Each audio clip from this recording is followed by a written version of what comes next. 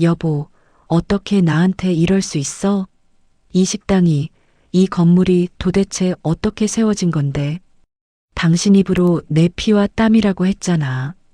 그리고 미숙이, 너 내가 어떻게 나한테 이럴 수가 있니? 오갈 데 없는 너를 친동생처럼 거두고 주방장 자리까지 내준 게 누군데 내가 어떻게 내 남편이랑 눈을 맞아? 처절한 비명이 동해의 맑은 햇살이 쏟아지는 커다란 횟집 2층 사장실을 날카롭게 갈랐습니다. 영순의 목소리는 짐승의 울부짖음처럼 처절하게 갈라져 있었죠. 바닥에는 영순이 새벽 위판장에서 떼어온 싱싱한 해산물들이 검은 비닐봉지 밖으로 굴러떨어져 뒹굴고 있었습니다. 하지만 그보다 더 비참하게 내동댕이 쳐진 것은 지난 20년간 오직 가족 하나만 바라보고 뼈가 부서져라 일해온 영순의 헌신이었습니다. 어차피 알게 될 거 잘 됐네. 여기 이혼 합의서니까 도장 찍어. 당신이 무식하게 주방에서 대가리나 치고 있을 동안 나는 밖에서 사람 만나고 돈 굴리면서 이 건물 올린 거야. 법적으로 당신 이름으로 된 건 단 한 평도 없어. 그동안 고생했으니까 위자료로 몇천 챙겨줄 테니 오늘부로 짐 싸서 조용히 나가. 남편 진석의 목소리에는 일말의 미안함조차 없었습니다. 오히려 귀찮은 혹을 떼어냈다는 듯 여유롭게 맞춤 정장의 넥타이를 고쳐맸습니다. 영순이 지난달 남편의 생일에 큰맘 먹고 백화점에서 결제해준 바로 그 정장이었죠. 진석의 옆에는 영순과 10년을 친자매처럼 지냈던 주방장 미숙이 팔짱을 낀 채 서 있었습니다. 미숙의 목에는 영순이 친동생 시집 보내는 마음으로 걸어주었던 순금 목걸이가 번쩍이고 있었습니다. 언니, 아니 영순 씨. 사람이 주제 파악을 좀 해야지. 언제까지 그 비린내 나는 꼴로 우리 진석 씨 옆에 서 있을 작정이었어? 이제 그만 내려놓고 고향으로든 어디로든 가. 여기서 더 소란 피우면 영업방해로 경찰 부를 거니까. 영수는 세상이 무너져 내리는 듯한 현기증에 비틀거렸습니다.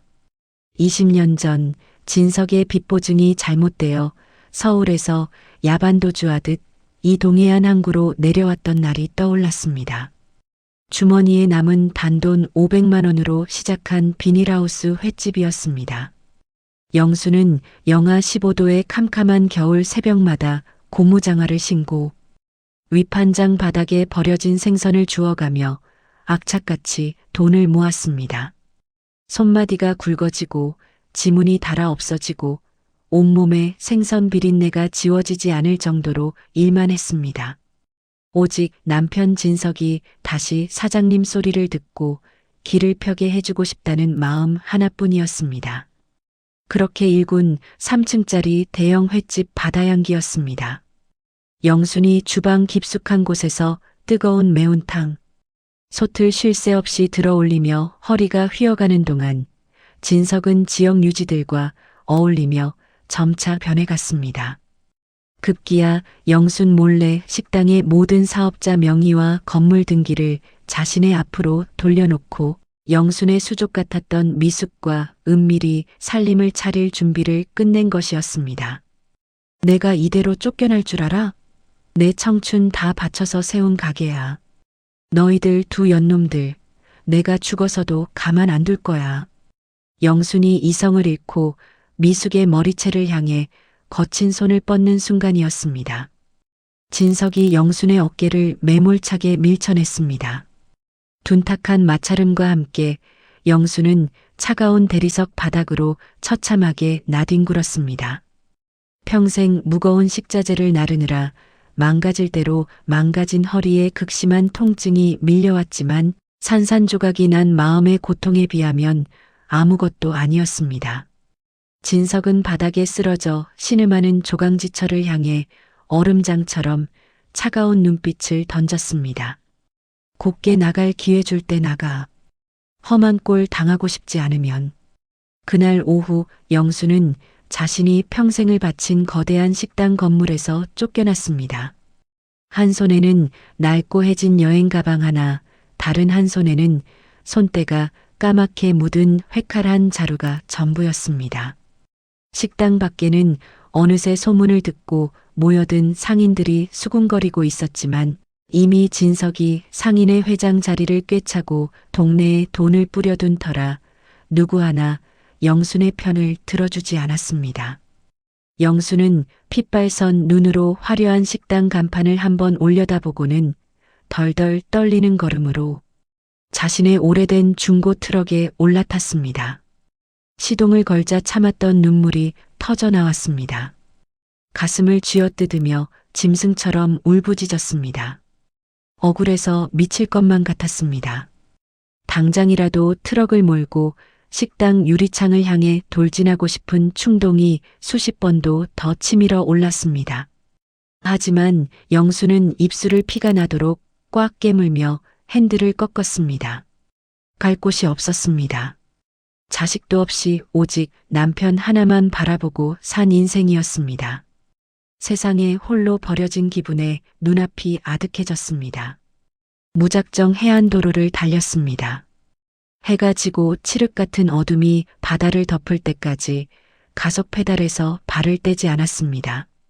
눈물 범벅이 된 영순의 머릿속에 문득 돌아가신 아버지가 생전에 입버릇처럼 하시던 말씀이 떠올랐습니다. 바다가 성을 낼 땐 북쪽 끝 소성항으로 가라. 거긴 세상 시름이 다 닿지 않는 조용한 곳이다. 평생 거친 바다에서 배를 타셨던 아버지가 유일하게 마음의 안식처로 삼았던 아주 작고 외진 포구였습니다. 영수는 홀린 듯 강원도 최북단, 지도에도 제대로 나오지 않는 소성항을 향해 차를 몰았습니다. 자정이 훌쩍 넘은 시간, 소성항에 도착한 영수는 차에서 내렸습니다. 아버지가 말씀하시던 평화로운 안식처의 모습은 온데간데 없었습니다. 가로등 하나 제대로 켜지지 않은 음산하고 스산한 항구에는 버려진 폐그물과 녹슨 닷들이 흉물스럽게 나뒹굴고 있었습니다. 한때는 배들로 붐볐을 항구는 이제 생명력을 잃고 죽어가는 버려진 땅이 되어 있었습니다. 영수는 차디찬 겨울 바닷바람을 온몸으로 맞으며 방파제 끝으로 걸어갔습니다. 검게 넘실거리는 파도를 보고 있자니 차라리 저 깊고 차가운 물속으로 뛰어들면 이 지옥 같은 고통도 끝날 것 같았습니다. 이대로 죽어버릴까? 어차피 나 하나 없어져도 그 인간들은 내 돈으로 떵떵거리며 잘 살 텐데 내가 살아봤자 무슨 소용이 있어. 영순이 넋을 잃고 한 발짝 더 바다를 향해 내디디려던 찰나였습니다. 어디선가 망치로 나무를 두드리는 둔탁한 소리가 규칙적으로 들려왔습니다. 깡, 깡, 깡. 그 소리는 묘하게도 영순의 귓가를 파고들며 멈춰있던 심장을 다시 뛰게 하는 듯 했습니다. 소리를 따라 고개를 돌린 영순의 눈에 항구 가장 구석진 곳, 금방이라도 부서져 내릴 것 같은 낡고 거대한 목선 한 척이 들어왔습니다.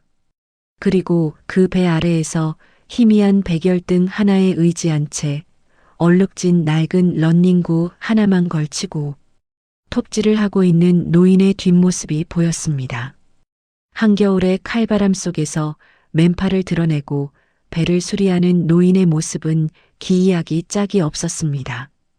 백발이 성성한 머리카락은 바닷바람에 이리저리 헝클어져 있었고 얼굴에는 시커먼 기름때가 묻어 있었습니다. 하지만 배를 덧대는 노인의 손놀림만큼은 한치의 흐트러짐 없이 정교하고 묵직했습니다. 영수는 자신도 모르게 파도에 이끌리듯 그 노인을 향해 천천히 다가갔습니다. 이보쇼. 거기 서서 구경만 할 거면 이리 와서 널빤지나 좀 잡아주쇼. 바닷바람이 차서 나무가 자꾸 뒤틀리네. 뒤도 돌아보지 않은 채 불쑥 던지는 노인의 탁한 목소리에 영수는 흠칫 놀라 걸음을 멈췄습니다. 가까이서 본 노인의 행색은 더 형편없었습니다. 구멍난 바지에 진흙투성이 장화, 어디서 주워온 듯한 짝짝이 장갑을 끼고 있었죠. 하지만 노인의 두 눈빛만큼은 어두운 항구의 밤을 뚫을 듯 매섭고 단단했습니다. 영수는 어이가 없었습니다. 방금 전까지 삶의 끈을 놓으려던 사람에게 다짜고짜 목선 수리를 도와달라니요. 저기요, 어르신. 제가 지금 남일 도와줄 처지가 아니거든요. 제 인생이 지금 저 깊은 바다 밑바닥에 처박혔는데 무슨 널빤지를 잡으라는 거예요. 영순의 퉁명스러운 대꾸에 노인은 그제야 하던 톱질을 멈추고 고개를 돌려 영순을 위아래로 훑어보았습니다. 노인의 깊게 파인 주름 사이로 묘한 미소가 번졌습니다. 바닥에 처박힌 건 댁 인생이 아니라 댁 발밑에 있는 썩은 동아줄이겠지. 썩은 줄은 끊어내고 새 줄을 매면 그만인 것을. 울 기운이 남아있으면 이리 와서 이 나무 토막이나 꽉 붙잡으쇼. 안 그러면 이 배도 내일 아침 파도에 산산조각이 날 테니까. 노인의 덤덤한 핀잔에 영수는 왈칵 눈물이 다시 쏟아질 뻔했습니다. 아무도 자신의 억울함을 알아주지 않는 세상에서 이 꾀죄죄한 늙은 어부의 툭 던지는 말 한마디가 이상하게도 얼어붙은 가슴 한구석을 찌르고 들어왔습니다. 영수는 홀린 듯 다가가 노인이 내미는 차갑고 거친 참나무 널빤지를 두 손으로 꽉 부여잡았습니다. 낡은 배의 나무 껍질이 영순의 굳은 살 박인 손바닥을 스칠 때마다 지난 20년간 식당 주방에서 칼자루를 쥐며 견뎌왔던 세월의 촉감이 고스란히 겹쳐졌습니다. 망치질 소리가 밤바다의 정막을 깨고 다시 울려 퍼지기 시작했습니다. 모든 것을 다 잃고 쫓겨난 비참한 여자와 버려진 항구에서 낡은 목선을 고치는 기이한 노인. 영수는 이때까지만 해도 꿈에도 몰랐습니다. 이 초라하고 늙은 어부방 영감이 훗날 겹겹이 쌓인 영순의 억울함을 단숨에 씻어내고 수억 대의 요트들을 대동하여 전남편 진석과 배신자 미숙의 숨통을 완벽하게 끊어놓을 대한민국 해운업계의 전설적인 거물이라는 사실을 말입니다. 소성항의 거센 밤바람 속에서 남편에게 버림받은 영순의 인생을 송두리째 뒤바꿔 놓을 위대한 복수의 항해가 이제 막 닻을 올리고 있었습니다. 밤새 거칠게 몰아치던 소성항의 겨울 바닷바람이 잦아들고 어느새 수평선 너머로 희푸른 새벽동이 터오고 있었습니다. 낡은 중고 트럭 운전석에서 몸을 웅크린 채 새우잠을 청했던 영수는 온몸의 뼈마디가 부서질 듯한 통증에 무거운 눈꺼풀을 들어 올렸습니다. 성에가 잔뜩 낀 차창 밖으로 낯설고 황량한 항구의 풍경이 들어오자 영수는 지난밤에 끔찍했던 기억이 결코 악몽이 아니었음을 깨달았습니다. 20년을 피땀 흘려 일군 바다향기 횟집, 남편 진석의 얼음장 같던 눈빛, 그리고 동생처럼 아꼈던 미숙의 목에 걸려있던 번쩍이는 금목걸이까지 모든 것이 날카로운 비수가 되어 영순의 가슴을 사정없이 후벼 팠습니다. 핸들에 이마를 기댄 채 소리 죽여 흐느끼던 영수는 문득 어젯밤 방파제 끝에서 만났던 기이한 노인이 떠올랐습니다. 칠흑 같은 어둠 속에서 낡은 목선을 고치며 자신에게 널빤지를 잡으라던 그 늙은 어부 말입니다. 영수는 뻑뻑한 눈을 비비며 트럭 문을 열고 밖으로 나섰습니다. 살을 에이는 듯한 아침 공기가 폐부를 찌르자 정신이 번쩍 들었습니다.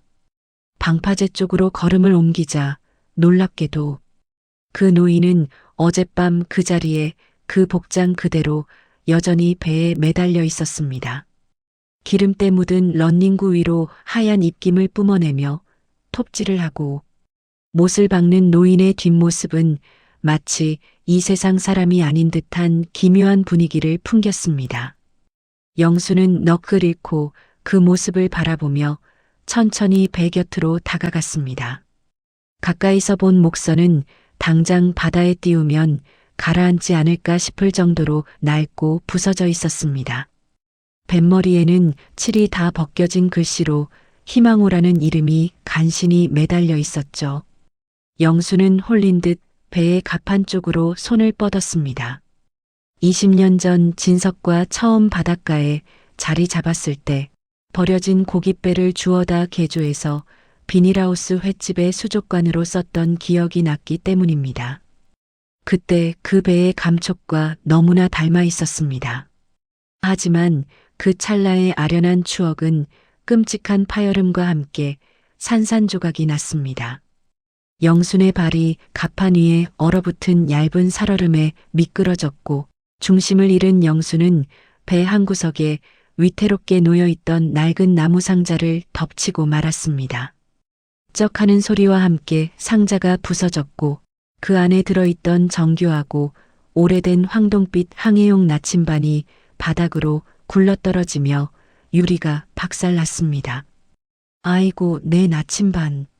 이게 어떤 물건인 줄 알고 박살을 내는 거요. 이 여편네가 어젯밤에는 사람 간 떨어지게 하더니 아침부터 남의 배를 부수고 난리야. 노인이 망치를 내팽개치고 헐레벌떡 뛰어와 박살난 나침반 조각을 주워 모으며 호통을 쳤습니다. 얼굴은 시커먼 먼지로 뒤덮여 있었지만 분노로 번뜩이는 두 눈은 맹수처럼 매서웠습니다. 영수는 당황해서 무릎을 꿇고 허둥지둥 유리 조각을 주워 담으려 했습니다. 죄송합니다. 정말 죄송해요. 제가 일부러 그런 게 아니라 미끄러져서 어르신, 제가 물어드릴게요. 이거 얼마면 되나요? 영수는 덜덜 떨리는 손으로 자신의 낡은 점퍼 주머니를 뒤졌습니다. 하지만 그녀의 주머니에서 나온 것은 꼬깃꼬깃한 10,000원짜리 2장과 동전 몇 개가 전부였습니다.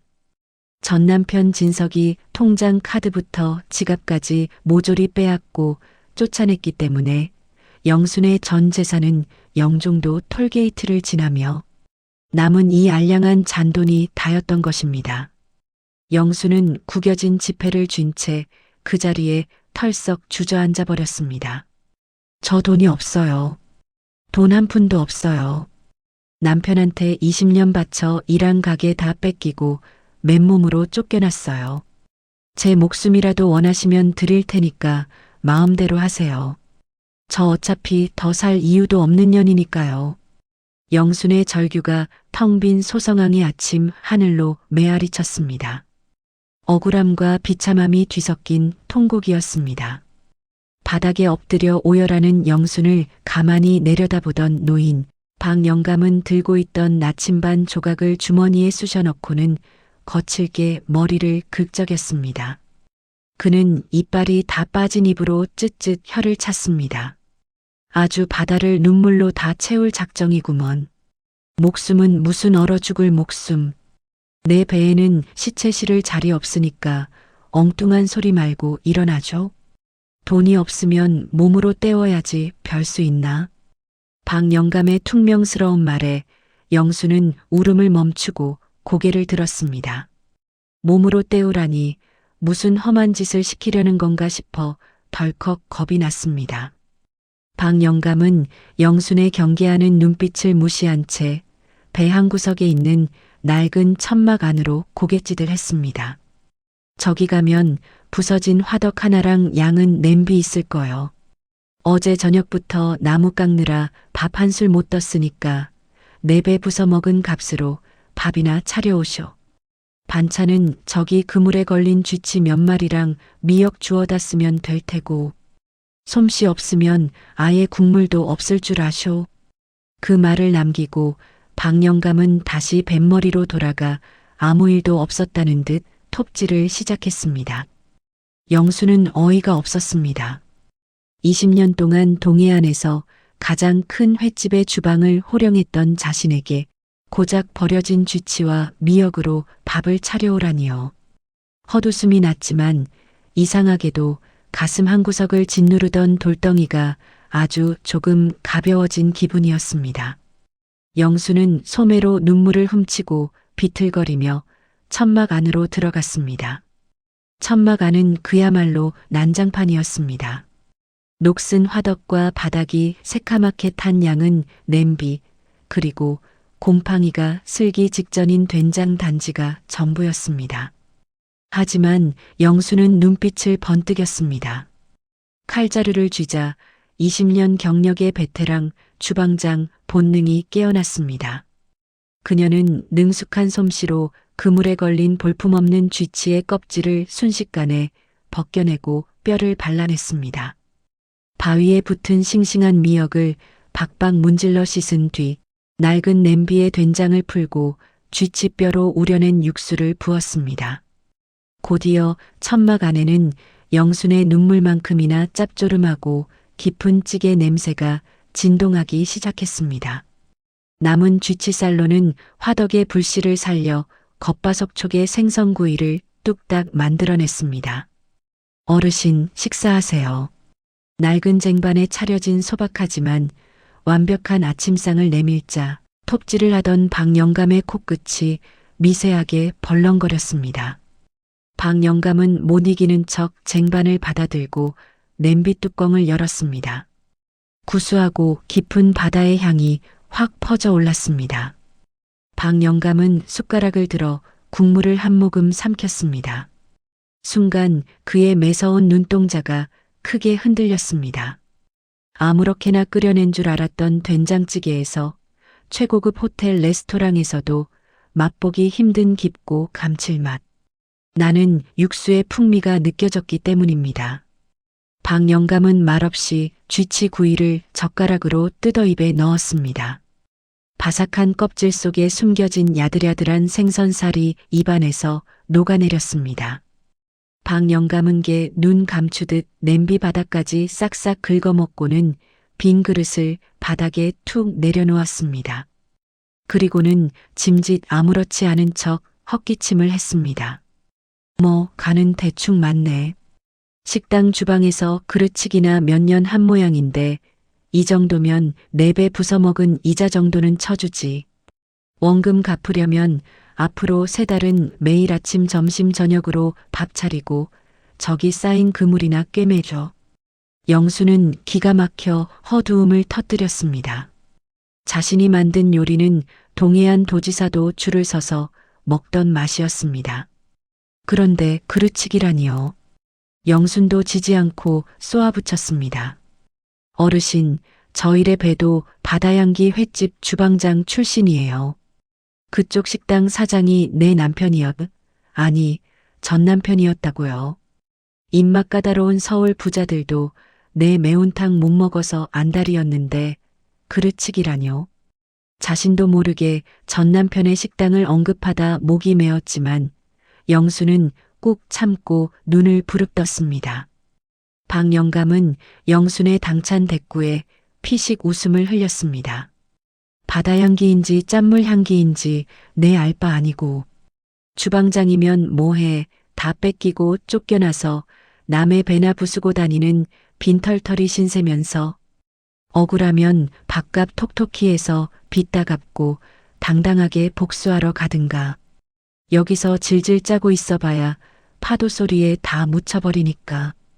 박영감의 무심한 듯 뼈 있는 한마디는 영순의 가슴 정곡을 찔렀습니다. 맞습니다. 여기서 중내 산에 울고 있어봐야 진석과 미숙은 콧방귀도 뀌지 않을 것입니다.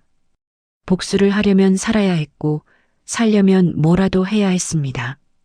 영수는 입술을 깨물며 고개를 끄덕였습니다. 좋아요.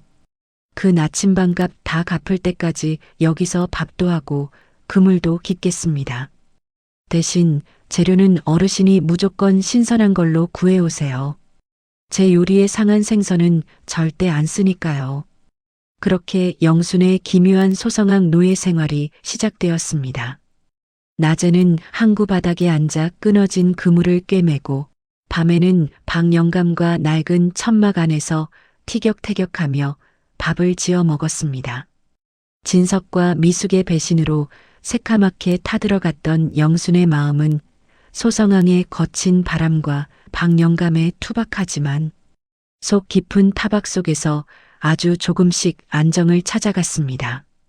식당에서 쉴 새 없이 사람들에게 치이며 살았던 지난 20년보다 차가운 바닷바람을 맞으며 조용히 그물을 깁는 지금의 시간이 오히려 더 편안하게 느껴지기도 했습니다. 영순의 얼굴에는 아주 가끔 희미하지만 편안한 미소가 번지곤 했습니다. 하지만 평화는 그리 오래가지 않았습니다. 항구 생활 일주일째 되던 어느 늦은 오후, 영수는 그물을 손질하다 무심코 트럭에서 충전해온 핸드폰을 켰습니다.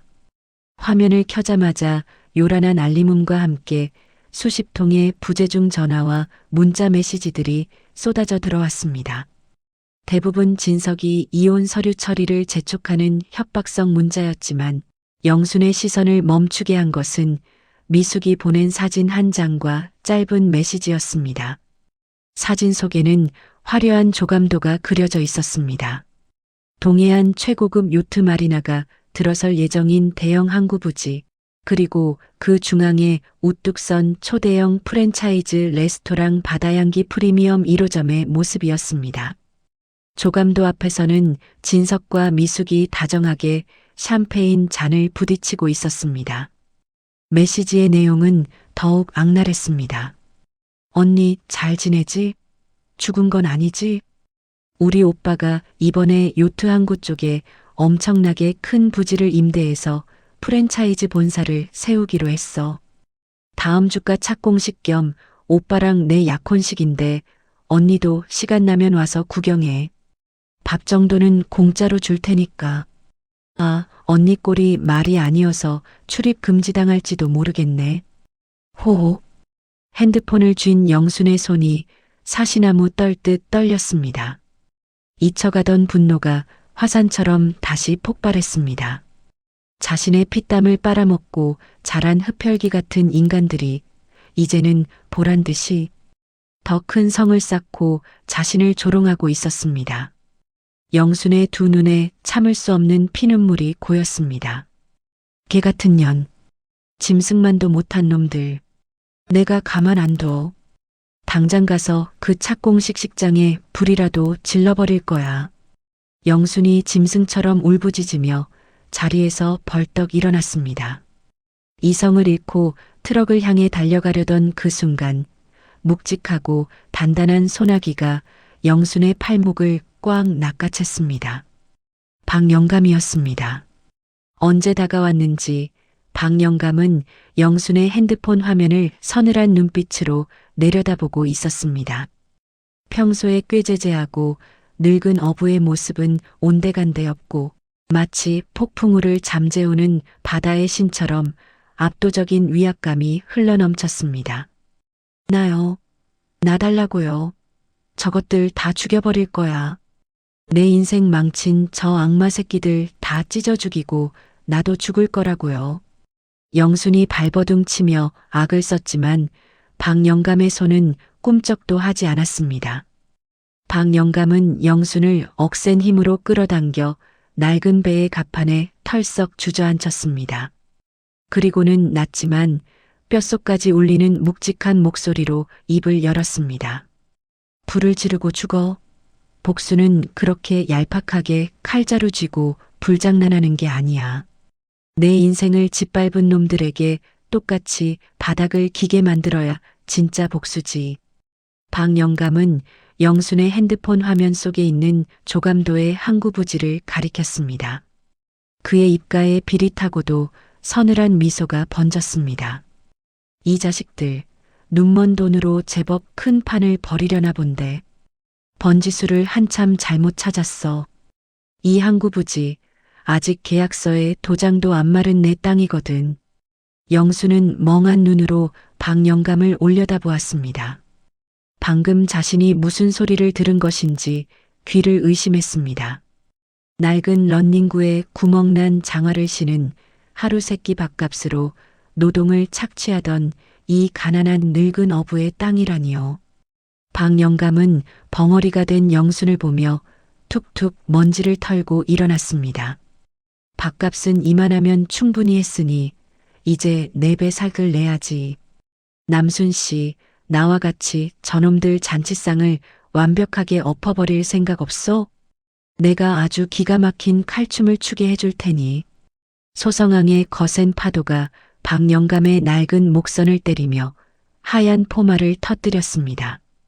칠흑 같은 절망 속에 갇혀있던 영순의 두 눈에 난생 처음으로 서늘하고도 찬란한 복수의 빛이 반짝이기 시작했습니다. 꾀죄죄한 노인과 버려진 여자의 기상천외한 반격이 거대한 태풍의 눈처럼 고요하고 무섭게 세력을 키워가고 있었습니다. 어르신, 지금 그게 무슨 말씀이세요? 이 거대한 요트 항구 부지가 어르신 땅이라니요. 남의 속이 시커멓게 타들어가고 있는데 지금 농담이 나오십니까? 영순의 목소리는 파도 소리에 묻혀 파르르 떨리고 있었습니다. 낡은 런닝구 차림에 매일같이 부서진 목선을 고치던 이 초라한 노인이 수백억을 호가하는 동해안. 금싸라기 땅의 주인이라는 말을 도무지 믿을 수가 없었죠. 하지만 박영감의 표정은 그 어느 때보다 진지하고 서늘했습니다. 그는 대답 대신 바지 주머니에서 구형 폴더폰을 꺼내 어디론가 전화를 걸었습니다. 김비서 나다. 당장 소성항으로 차 돌려서 내려와라. 그리고 최근에 동해 쪽에 요트말이나 부지 임대차 가계약 맺은 놈들 서류 전부 다 들고 와. 아주 재미있는 사냥감이 생겼으니까. 박영감의 입에서 나온 목소리는 평소 영순에게 밥투정을 하던 그 탁한 음성이 아니었습니다. 수만 명의 직원을 거느리고 거친 바다를 호령했던 대한민국 해운업계의 살아있는 전설. 박대양 회장의 진면목이 드러나는 순간이었습니다. 전화를 끊은 박영감은 넋이 나간 영순을 향해 씩 웃어 보였습니다. 거짓말 같으면 조금만 기다려보쇼. 내가 왜 이 썩어가는 배에 매달려 시간을 때우고 있었는지 곧 알게 될 테니까. 얼마 지나지 않아 칠흑 같은 어둠이 깔린 소성항의 비포장도로 위로 눈부신 헤드라이트 불빛이 쏟아졌습니다. 먼지를 일으키며 나타난 것은 동해안의 이 작은 포구와는 전혀 어울리지 않는 새카만 최고급 대형 세단 세대였습니다. 차 문이 열리고 검은 정장을 반듯하게 차려입은 건장한 사내들이 일제히 내려 박영감을 향해 90도로 허리를 굽혔습니다. 그 중심에서 은퇴 안경을 쓴 날카로운 인상의 중년 남성이 두꺼운 서류 가방을 들고 박영감에게 다가왔습니다. 회장님, 갑자기 소성항에는 어쩐 일이십니까? 몸도 안 좋으신데 이런 누추한 곳에서 지내시면 어떡합니까? 지시하신 서류는 모두 가져왔습니다. 김 비서의 말에 박영감은 대수롭지 않다는 듯 손을 휘저었습니다. 그리고는 김 비서가 건넨 서류 뭉치를 휙휙 넘기더니 한 페이지에 시선을 멈추고는 코웃음을 쳤습니다. 바다향기 F&B 대표 강진석. 이놈이구먼. 자기 마누라 피눈물 짠에서 번 돈으로 아주 거창하게 사업을 벌였어. 프랜차이즈 본사에 대형 레스토랑까지. 내 땅에다가 자기들만의 화려한 궁전을 지으시겠다? 영수는 눈앞에서 벌어지는 광경에 다리에 힘이 풀려 주저앉을 뻔했습니다. TV 뉴스에서나 보던 대기업 회장님이 바로 지난 며칠 동안 자신이 쥐치찌개를 끓여 바치고 구박을 받던 그 늙은 어부였다니요. 박영감, 아니 박 회장은 젊은 시절 맨손으로 원양어선을 타기 시작해 지금의 거대한 대양해운을 일궈낸 자수성가의 아이콘이었습니다. 평생을 바다와 싸우며 살아온 그는 은퇴 후 인간들의 탐욕에 질려 자신의 정체를 숨긴 채 이 버려진 소성항에서 젊은 시절 처음 탔던 낡은 목선을 고치며 마음을 달래고 있었던 것입니다. 박 회장은 떨고 있는 영순의 어깨를 단단한 손으로 꽉 쥐었습니다. 영순 씨, 내가 평생 바다에서 별의별 인간 군상을 다 겪어봤지만 자기 조강지처를 배신하고 등에 칼을 꽂는 놈들만큼 질이 나쁜 놈들은 본 적이 없어. 당신이 지난 며칠 동안 내 배에서 밥을 차리고 그물을 깁는 걸 보면서 당신 손에 박힌 그 굳은 살이 가짜가 아니라는 걸 알았지. 박 회장의 눈동자가 분노로 이글거렸습니다. 내가 그놈들 숨통을 아주 완벽하게 끊어주겠소. 단순히 내쫓는 게 아니라 가장 높은 곳으로 올려보냈다가 한순간에 벼랑 끝으로 밀어버리는 게 진짜 지옥이라는 걸 보여주지. 오늘부터 당신은 쫓겨난 식당 아줌마가 아니라 내 대리인이자 이 요트 마리나 사업의 총괄 대표요. 영순의 가슴 속에서 억눌려 있던 뜨거운 불덩이가 다시 타오르기 시작했습니다. 복수? 남편과 미숙에게 철저하게 짓밟혔던 자신의 20년을 되찾고 그들을 파멸시킬 수 있는 기회가 기적처럼 찾아온 것입니다. 영수는 주먹을 꽉 쥐고 눈물을 닦아냈습니다. 회장님, 저 그 인간들 바닥에 엎드려서 피눈물 흘리는 꼴 봐야겠습니다. 제가 겪은 수모 만배로 갚아주게 도와주십시오. 목숨을 걸고서라도 회장님 은혜는 꼭 갚겠습니다. 같은 시각 동해안 최고급 호텔의 VIP 라운지에서는 진석과 미숙이 샴페인 잔을 부딪히며 승리감에 도취해 있었습니다. 두 사람 앞에는 수백억 원대 요트, 항구개발 사업의 투자 유치 서류와 은행 대출 약정서가 산더미처럼 쌓여 있었죠. 진석은 영순에게서 빼앗은 횟집 건물을 담보로 제2금융권까지 손을 뻗어 영혼까지 끌어모은 대출을 받은 상태였습니다. 자기야, 드디어 다음 주면 우리 착공식이야. 바다향기라는 촌스러운 이름도 이제 전국구 프랜차이즈가 되는 거라고. 그 무식한 여편네 쫓아내고 나니까 이렇게 일이 술술 풀리잖아. 진석이 거만하게 웃으며 미숙의 어깨를 감싸 안았습니다. 미숙 역시 화려한 명품 원피스를 빼입고 진석의 품에 안겨 요염하게 웃음 지었습니다. 오빠, 우리 이참에 그 여자 소문도 싹 돌려버리자. 주방에서 돈 훔치다 걸려서 쫓겨났다고 하면 다시는 이 바닥에 발도 못 붙일걸? 착공식 날. 도지사부터 국회의원까지 다 오는데 혹시라도 와서 깽판 치면 곤란하잖아. 두 사람은 자신들의 발밑에 도사리고 있는 거대한 심연을 전혀 눈치채지 못한 채 끝없는 탐욕의 늪으로 빠져들고 있었습니다.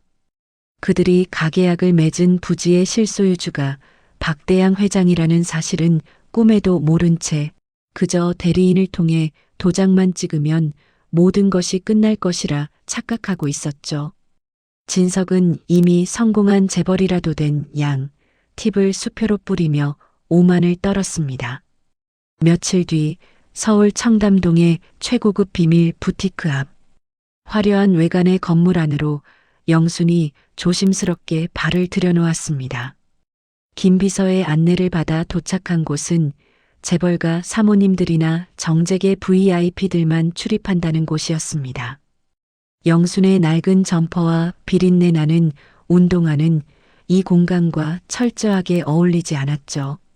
하지만 박 회장의 특별 지시를 받은 부티크의 수석 디자이너들은 영순을 여왕처럼 모시기 시작했습니다. 거울 앞에 앉은 영순은 자신의 얼굴을 바라보았습니다. 깊게 파인 주름 생기를 잃고 푸석푸석해진 피부, 그리고 굽은 어깨까지. 20년 전 그 곱던 새댁의 얼굴은 온데간데였고 그저 고생에 찌든 늙은 여자만 남아 있었습니다. 영순의 눈에서 주르륵 눈물이 흘러내렸습니다. 디자이너의 섬세한 손길이 영순의 머리카락을 매만지고 최고급 스파와 피부 관리가 이어졌습니다. 거칠었던 손에는 보습 크림이 듬뿍 발라지고 반짝이는 네일아트가 더해졌죠. 장장 5시간에 걸친 마법 같은 시간이 끝난 후 피팅룸에 무거운 벨벳 커튼이 열렸습니다. 거울 속에는 완전히 다른 사람이 서 있었습니다. 비린내 나는 앞치마 대신 몸의 곡선을 우아하게 살려주는 진주빛 맞춤 실크 정장을 입은 여인. 헝클어졌던 머리는 세련되고 우아한 올림머리로 단정하게 빗어 넘겨졌고 굽어있던 어깨는 당당하게 펴져 있었습니다. 목에는 영순의 서늘한 눈빛을 더욱 돋보이게 하는 최고급 다이아몬드 목걸이가 차갑게 빛나고 있었죠. 영수는 떨리는 손으로 거울 속 자신의 얼굴을 어루만졌습니다. 주방 구석에서 남은 찌꺼기나 주워 먹던 횟집 아줌마는 죽었습니다. 이제 그 자리에는 자신을 짓밟은 자들에게 지옥을 선사할 복수의 여신만이 남아 있었죠. 부티크 한 구석에서 신문을 보며 기다리던 박 회장도 말끔한 이태리제 맞춤 정장으로 갈아입은 채 고개를 끄덕였습니다. 이제야 진짜 내 대리인 같구먼. 영순 씨, 복수는 머리칼 한 올 흐트러지지 않고 가장 우아하고 차갑게 하는 거요. 저들이 당신을 올려다보며 벌벌 떨게 만들어야지. 박 회장의 눈빛이 형형하게 빛났습니다. 영수는 거울을 향해 차가운 미소를 지었습니다. 마음속에 남아있던 한 줌의 미련과 슬픔마저 완벽하게 잘라낸 서슬퍼런 미소였습니다. 기다려라 강진석, 그리고 미수가. 너희들이 지은 모래성이 얼마나 허망하게 무너져 내리는지 내 두 눈으로 똑똑히 보여줄 테니까. 마침내 진석과 미숙이 그토록 기다리던 착공식 및 프랜차이즈 론칭 행사의 아침이 밝았습니다.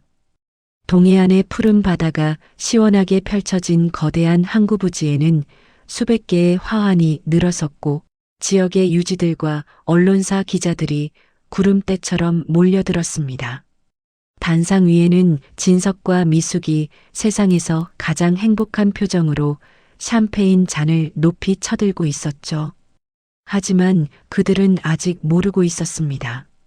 저 멀리 해안도로를 타고 소리 없이 다가오는 검은색 리무진의 행렬을, 그리고 그 안에서 얼음보다 차가운 눈빛으로 그들의 파멸을 향해 카운트다운을 세고 있는 영순의 존재를 말입니다. 하늘은 맑았지만 그들의 탐욕스러운 축제 위로 거대한 복수의 태풍이 매섭게 몰아치기 직전이었습니다. 동해안 최고의 절경을 자랑하는 대형 항구 부지 위로 축포가 터지고 오색 꽃가루가 흩날렸습니다. 바다향기 프리미엄 요트 마리나 및 레스토랑 1호점 착공식 현장은 그야말로 발 디딜 틈 없이 화려했습니다. 입구부터 이어진 레드카펫 양옆으로는 지역 국회의원과 시장, 그리고 네로라 하는 기업인들이 보낸 거대한 축하 화환들이 장관을 이루고 있었죠. 행사장 한가운데 마련된 뷔페에는 최고급 샴페인과 바닷가재 요리가 산처럼 쌓여 하객들을 맞이하고 있었습니다. 단상 위에서 마이크를 잡은 진석은 세상을 다 가진 듯 거만하게 어깨를 쫙 펴고 섰습니다.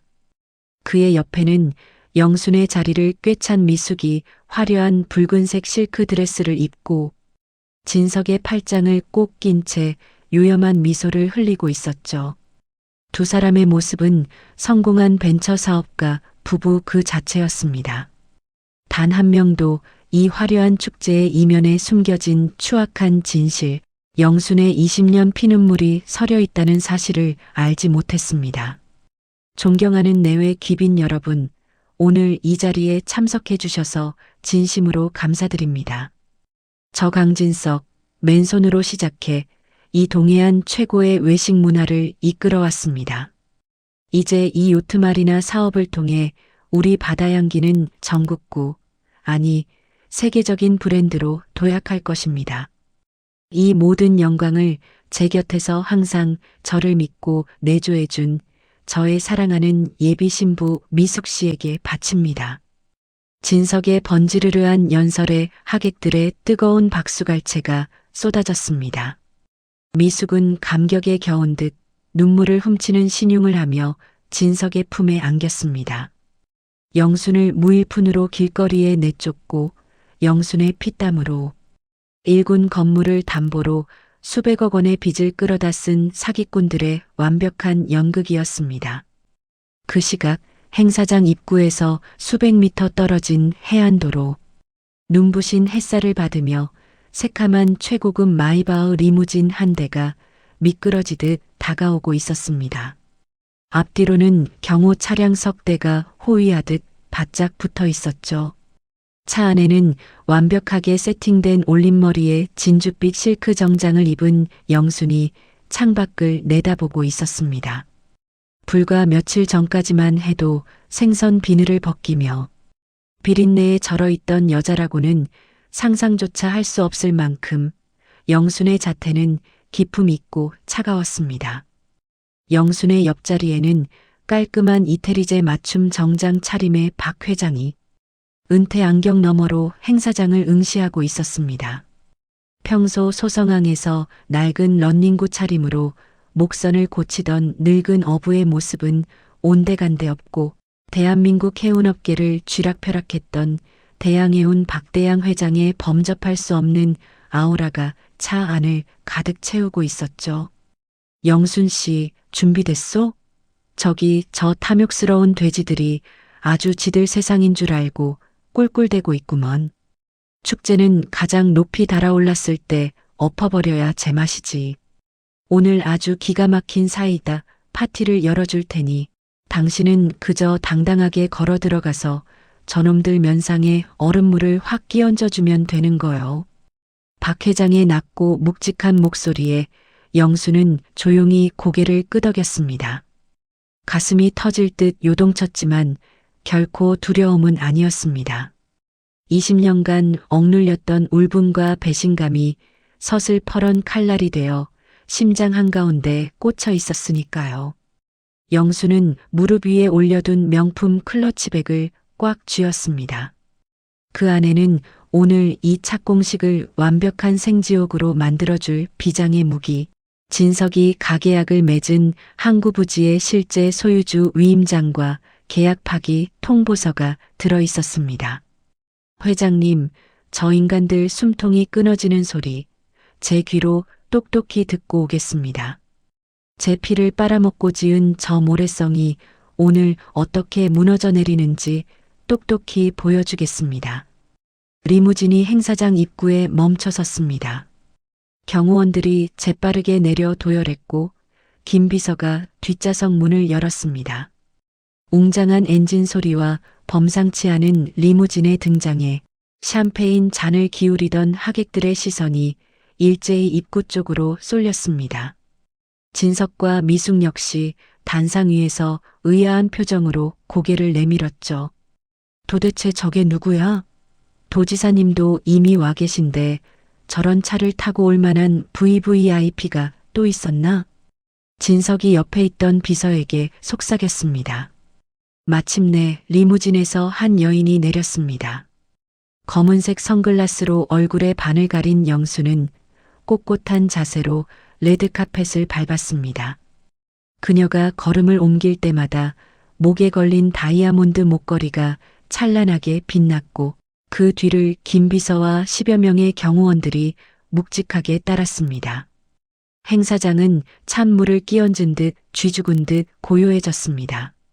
사람들은 숨을 죽이고 이 압도적인 카리스마를 내뿜는 정체불명의 여인을 주시했습니다.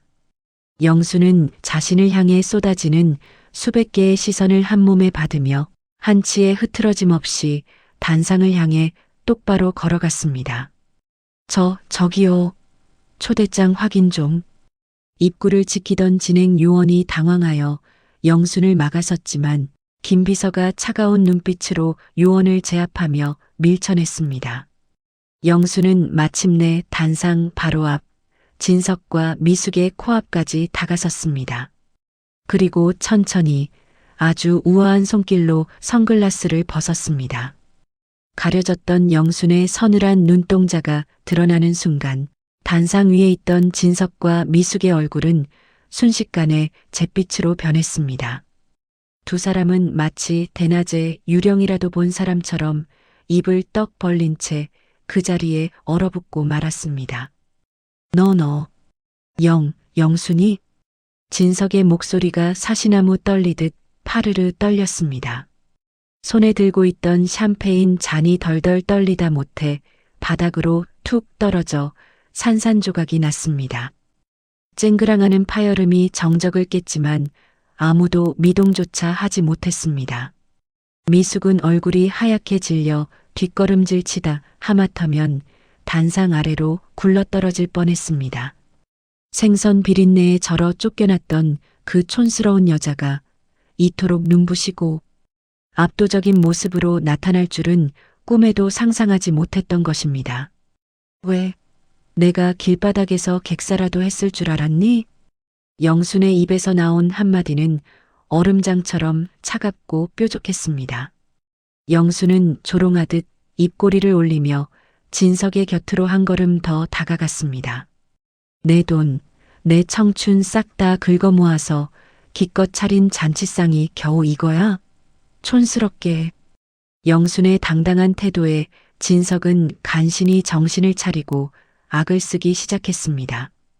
이 중요한 착공식에서 행여라도 영순이 난동을 부려 투자가 무산될까봐 극도의 공포에 질린 상태였습니다.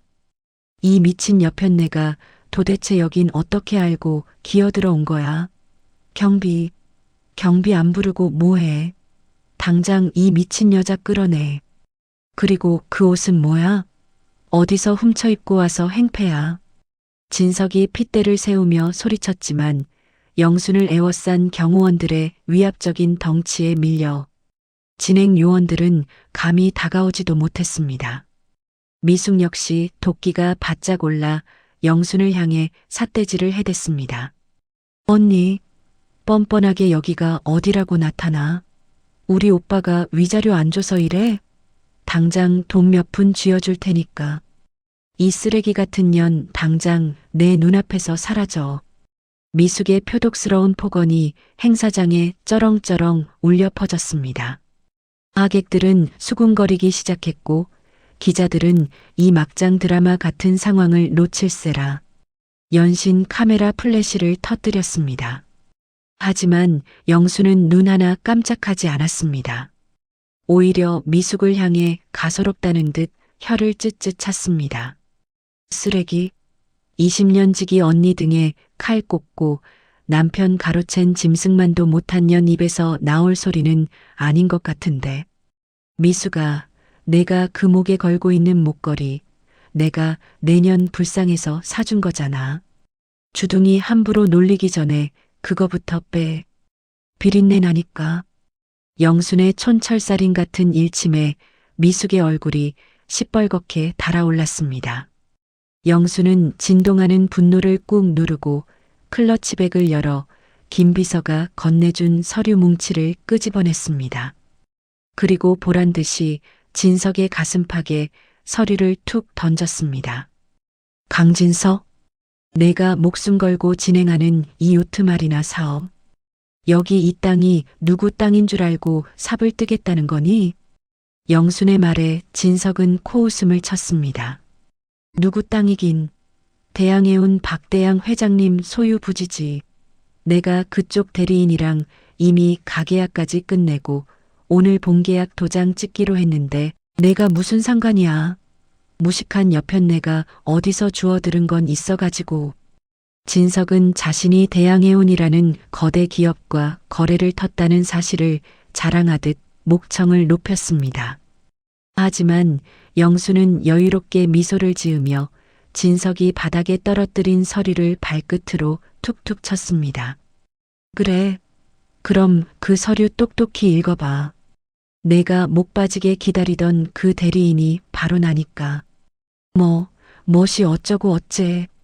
진석의 눈이 튀어나올 듯 커졌습니다. 그는 황급히 바닥에 떨어진 서류를 주워들고 미친 듯이 종이를 넘겼습니다. 서류의 맨 마지막 장, 선명하게 찍힌 대양해운 박대양 회장의 법인인감. 바로 옆 모든 권한을 위임받은 총괄 대리인 란에는 너무나도 또렷하게 남영순이라는 세 글자가 적혀 있었습니다. 이게 말이 돼. 내 깐년이 어떻게 대양해온 대리인이야. 이거 위조지. 위조 문서라고. 진석은 사시나무 떨듯 떨며 서류를 박박 찢어버리려 했습니다. 바로 그 순간 묵직하고도 날카로운 호통 소리가 행사장 전체를 쩌렁쩌렁 울렸습니다. 위조 문서인지 아닌지는 내가 직접 확인해 주지. 내 도장이 찍힌 서류를 함부로 찢으려 들다니 간이 아주 배 밖으로 나온 모양이구먼. 사람들이 일제히 소리가 난 쪽으로 고개를 돌렸습니다. 레드카펫 끝에서 낡은 지팡이를 짚은 박 회장이 천천히 걸어오고 있었습니다. 방금 전까지 영순 옆에서 조용히 상황을 지켜보던 그였습니다. 언론을 통해 그의 얼굴을 알고 있던 지역 유지들과 기자들 사이에서 경악에 찬 탄성이 터져 나왔습니다. 아니, 저분은 대양해운 박대양 회장님 아니십니까? 회장님이 여길 어떻게 직접... 세상에. 박 회장은 사람들의 웅성거림을 무시한 채 호랑이 같은 걸음걸이로 단상 위로 올라섰습니다. 진석은 박 회장의 압도적인 기세에 눌려 찢으려던 서류를 든 채 덜덜 떨며 뒤로 물러섰습니다. 박 회장은 진석을 벌레 보듯 내려다보며 일갈했습니다. 내 놈이 강진석이냐? 내 땅에다가 남의 눈에 피눈물 내서 훔친 돈으로 궁전을 지으려 한 도둑놈. 새끼가, 내가 오늘 이 자리에서 분명히 선언한다. 저 남영순 대표는 내 모든 권한을 위임받은 진짜 대리인이며 너희 같은 쓰레기들과 맺은 가계약은 이 시간부로 전면 무효다. 박 회장의 폭탄 선언에 행사장은 발칵 뒤집혔습니다. 투자를 약속했던 은행장들과 VIP 하객들은 사색이 되어 수군거리기 시작했고 진석은 그야말로 벼락을 맞은 듯 그 자리에 털썩 주저앉고 말았습니다. 회장님, 제발 살려주십시오. 이 사업에 제 전 재산, 아니 빚까지 수백억이 들어가 있습니다. 여기서 계약이 파기되면 저는 꼼짝없이 파산입니다. 한 번만 기회를 주십시오. 진석이 박 회장의 바짓가랑이를 붙잡고 처절하게 매달렸습니다. 방금 전까지 단상 위에서 세상을 호령하던 거만한 모습은 온데간데 없고 그저 살려달라며 비굴하게 바닥을 기는 추악한 짐승만 남아 있었습니다. 미숙 역시 상황이 어떻게 돌아가는지 눈치채고는 새파랗게 질린 얼굴로 주저앉아 벌벌 떨고 있었죠. 박 회장은 진석을 차갑게 쳐다보며 지팡이로 그의 손을 매몰차게 쳐냈습니다. 나한테 빌지 마라. 내 놈의 생사여 탈권은 이제 온전히 저 남영순 대표의 손에 있으니까. 진석은 흠칫 놀라 천천히 고개를 돌려 영순을 올려다보았습니다. 자신을 향해 내려다보는 영순의 서늘한 시선. 20년 동안 주방 구석에서 멸시하고 짓밟았던 비린내 난다며 모욕을 주고 쫓아냈던 그 아내가 이제는 거대한 칼날을 쥐고 자신의 숨통을 겨누는 사형 집행관이 되어 서 있었습니다. 영순아. 여보.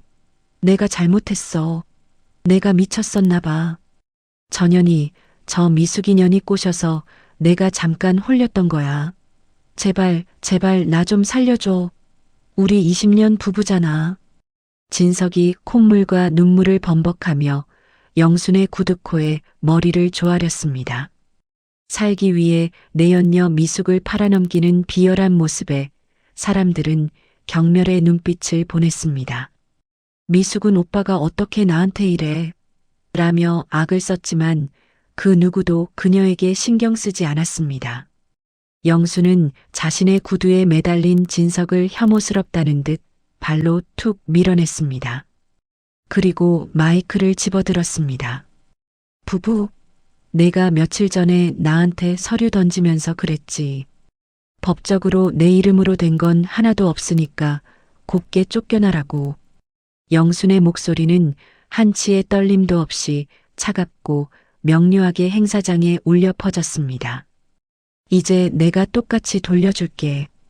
강진석, 너도 이제 내 이름으로 된 건 하나도 없어. 내가 끌어다 쓴 그 수백억의 빚 바닥을 기면서 평생 갚아봐. 그리고 미수가 내가 원하던 안주인 자리 감옥에서 실컷 누려봐. 내가 횡령과 배임, 사기로 고소장 넉넉하게 써놨으니까. 영순의 무자비한 선고에 진석과 미숙은 기절할 듯 바닥에 엎드려 오열했습니다. 하지만 영순의 복수는 여기서 끝이 아니었습니다. 그녀가 손을 들어 허공에 신호를 보내자 멀리 소성항 쪽에서부터 웅장한 백고동 소리가 울려 퍼지기 시작했습니다. 뿌웅 마이너스. 사람들이 일제히 바다 쪽을 바라보았습니다. 수평선 너머로 거대한 하얀 물결이 일더니 이내 수십 척의 최고급 럭셔리 요트 함대가 줄지어 위풍당당하게 항구를 향해 들어오고 있었습니다. 대양해운의 깃발을 펄럭이며 물살을 가르는 수십 척의 요트들은 그야말로 진석과 미숙의 얄팍한 모래성을 산산이 부수고 영순의 화려한 부활을 알리는 축포와도 같았습니다. 햇살을 받아 눈부시게 빛나는 요트 함대를 배경으로 단상 위에 선 영순의 모습은 거친 풍랑을 이겨내고 마침내 바다의 진짜 주인이 된 진정한 여왕의 모습이었습니다. 수십 척의 최고급 럭셔리 요트가 뿜어내는 거대한 백고동 소리가 화려했던 착공식 행사장을 완전히 집어삼켰습니다. 하객들은 넋을 잃고 눈부시게 하얀 물살을 가르며 들어오는 대양해운의 위풍당당한 요트 함대를 바라보았습니다. 영수는 단상 위에서 그 압도적인 장관을 굽어보며 얼음장처럼 차갑게 미소 지었습니다. 반면 바닥에 엎드린 진석과 미숙에게 그 거대한 함대의 등장은 자신들의 목을 조르러 오는 거대한 사신의 발걸음처럼 느껴졌을 것입니다. 내 투자금. 야, 이 사기꾼 새끼야. 이게 어떻게 된 일이야. 가장 먼저 이성의 끈을 놓은 것은 진석의 허풍에 속아 막대한 자금을 대출해 주었던 제2금융권 은행장과 지역 투자자들이었습니다. 그들은 짐승 같은 괴성을 지르며 단상 위로 득달같이 달려와 바닥에 주저앉아 벌벌 떨고 있는 진석의 멱살을 거칠게 틀어쥐었습니다. 방금 전까지 진석을 이 시대의 위대한 기업가라 치켜세우며 최고급 샴페인 잔을 부딪히던 우아하고 점잖은 귀빈들의 모습은 온데간데 없었죠. 수백억 원의 피 같은 돈이 허공으로 공중분해될 위기에 처하자 그들은 굶주린 승냥이 떼로 돌변하여 진석을 물어뜯기 시작했습니다. 살려주십시오. 제가 어떻게든 막아보겠습니다. 오해가 있는 겁니다. 저 여자, 제 마누라가 앙심을 품고 헛소리를 짓거리는 겁니다. 제가 책임지고 돈 다 갚겠습니다. 진석은 사방에서 날아드는 주먹질과 발길질을 피하며 멱살이 잡힌 채로 끝까지 비열한 변명을 늘어놓으려 발악했습니다. 하지만 투자자들의 빗발치는 분노 앞에서는 어떤 변명도 통하지 않았습니다. 영순의 카드로 긁었던 수백만 원짜리 명품 맞춤 정장은 순식간에 흙먼지와 바닥에 쏟아진 샴페인이 뒤섞여 형편없는 걸레짝처럼 변해버렸습니다. 단상 위는 그야말로 처참한 아수라장이 되었습니다. 고성이 오가고 멱살잡이가 벌어지는 끔찍한 와중에도 영수는 그저 한 걸음 물러서서 이 모든 참상을 무표정하게 내려다보고 있었습니다. 20년 동안 자신의 등골을 빼먹고 불판에 대인 영순의 손등은 쳐다보지도 않으면서 밖에서 사장님 소리를 듣던 그 오만한 남자의 진짜 바닥이 얼마나 얄팍하고 추악한지 두 눈으로 똑똑히 확인하는 순간이었습니다. 그때 사태의 심각성을 깨닫고 사색이 되어 구석에서 벌벌 떨고 있던 미숙이 조심스럽게 뒷걸음질을 치기 시작했습니다. 이대로 여기 남아있다가는 자신마저 분노한 투자자들의 발길질에 깔려 죽거나 수백억의 빚더미를 고스란히 떠안게 될 것이 뻔했기 때문입니다. 미숙은 사람들의 시선이 진석에게 쏠린 틈을 타 슬그머니 발길을 돌려 행사장 뒷문으로 도망치려 했습니다. 하지만 세상에서 가장 이기적이고 얄팍한 그 속셈을 가장 먼저 알아챈 것은 다름 아닌 진석이었습니다. 어딜 도망가 이 미친년아. 내가 꼬드겼잖아. 내가 영순이 쫓아내고 우리 둘이 식당 차지하자고 밤낮으로 내 귀에 대고 독사처럼 속닥거렸잖아. 너도 똑같은 공범이야. 진석은 투자자들의 발길질을 뿌리치고 짐승처럼 바닥을 기어가 미숙의 화려한 드레스 자락을 꽉 낚아챘습니다. 찍 하는 기분 나쁜 파열음과 함께 수백만 원짜리 붉은 실크 드레스가 흉하게 찢겨나갔고 미숙은 비명을 지르며 대리석 바닥에 꼴사납게 나동그라졌습니다. 이거 나. 이거 당장 안 나. 이 등신 같은 인간아. 내가 언제 그랬어. 오빠가 늙은 언니한테 비린내 나서 정 떨어진다고 먼저 바람 피운 거잖아. 무능한 인간이 사업병 걸려서 나대다가 이 꼴을 만들어 놓고 왜 나한테 뒤집어 씌워. 나는 오빠가 시키는 대로 인감 도장만 훔쳐다 준 죄밖에 없어. 뭐라고? 이 머리 검은 짐승 같은 년이 이제 와서 혼자 쏙 빠져나가려고 발악을 해? 죽어도 같이 죽어. 내년 머리털을 다 뽑아버릴 테니까. 두 사람은 수많은 취재진의 카메라 플래시가 미친 듯이 터지는 레드카펫 위에서 서로의 머리채를 쥐어뜯으며 뒹굴기 시작했습니다. 조금 전까지 서로를 소울메이트라 부르며 영원한 사랑을 맹세하고 하객들 앞에서 입을 맞추던 그 우아한 예비부부의 모습은 온데간데 없었습니다. 지옥불에 떨어진 악기들이 진흙탕 속에서 살기 위해 서로를 물어뜯는 끔찍한 난투극만이 남아 있었죠. 진석은 미숙의 목에 걸려있던 순금 목걸이를 거칠게 쥐어뜯었고 미숙은 진석의 얼굴을 날카로운 손톱으로 피가 나도록 핥히며 악을 썼습니다. 자신들의 이익을 위해 타인의 피눈물을 즐기던 인간들의 추악한 민낯이 온 세상에 적나라하게 생중계되는 순간이었습니다. 영수는 그 끔찍하고 구역질 나는 진흙탕 싸움을 지켜보다 천천히 입을 열었습니다. 그녀의 목소리는 시끄럽고 혼란스러운 행사장 안에서도 기묘하게 맑고 얼음장처럼 차갑게 울려 퍼졌습니다. 그만들해. 길바닥에 뒹구는 들개들도 너희들보단 우아하겠다. 영순의 낮고 서늘한 한마디에 진석과 미숙은 헉헉거리며 서로의 멱살을 쥔 채 행동을 멈췄습니다. 영수는 거친 숨을 몰아쉬는 두 사람을 향해 뼛속까지 시려지는 경멸의 시선을 던졌습니다. 너희들이 내 20년의 피땀을 훔쳐서 짓고 싶었던 세상이 고작 이거니? 위기가 닥치자마자 서로의 밑바닥을 핥으면서 뜯어먹는 거.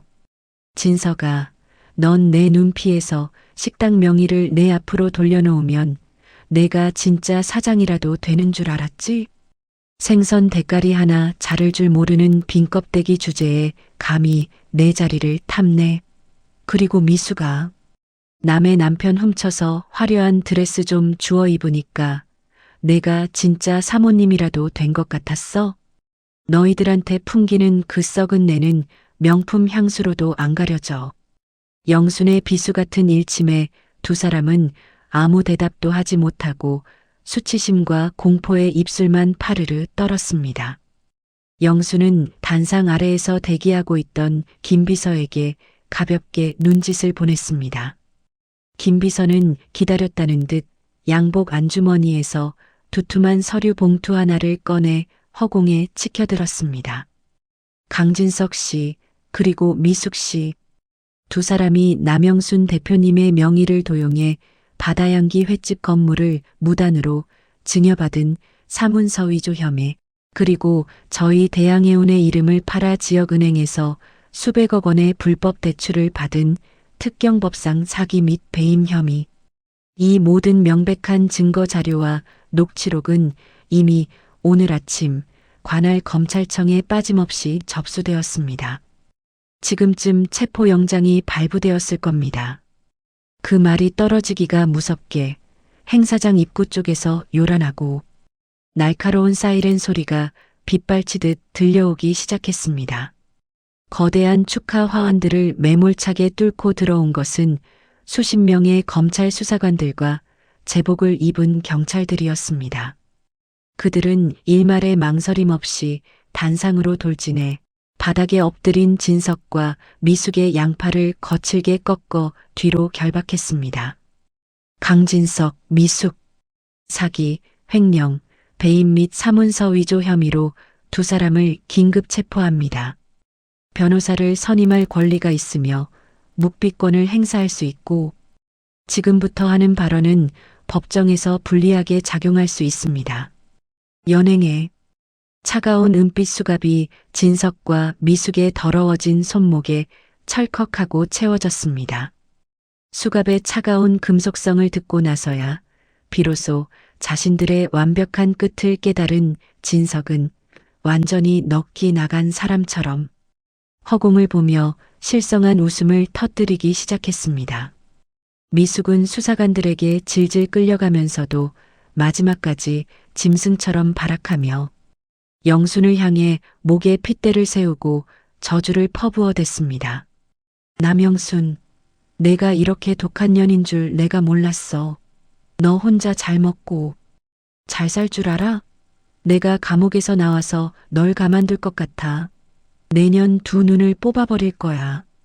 영수는 꼴사납게 끌려가는 미숙을 향해 마지막으로 우아하고도 자비 없는 미소를 지어 보였습니다. 그래, 평생 좁은 감방 안에서 내 생각하면서 콩밥이나 꼭꼭 씹어 먹어. 내년이 그 어두컴컴한 곳에서 썩어갈 동안 난 이 눈부시게 넓은 바다에서 진짜 내 인생을 화려하게 살 테니까. 경찰차의 육중한 문이 거칠게 닫히고 요란한 사이렌 소리가 멀어지며 두 사람은 영순의 인생에서 영원히 그리고 완벽하게 지워졌습니다. 투자금을 날린 사람들은 머리를 쥐어뜯으며 바닥에 주저앉아 통곡했고 동해안 최고의 사교의 장이 될 거라던 화려한 착공식 현장은 순식간에 범죄 현장으로 전락해버렸습니다. 모든 복수의 폭풍이 휩쓸고 지나간 텅 빈 자리, 박 회장이 지팡이를 짚고 영순의 곁으로 천천히 다가왔습니다. 그는 바다를 향해 웅장하게 정박을 마친 수십 척의 대양해온 요트들을 바라보며 빙그레 웃었습니다. 어떻소, 영순 씨? 속이 좀 시원해졌소? 알터니가 빠진 기분일 텐데. 영순은 눈을 감고 시원한 바다의 짠내를 깊게 들이마셨습니다.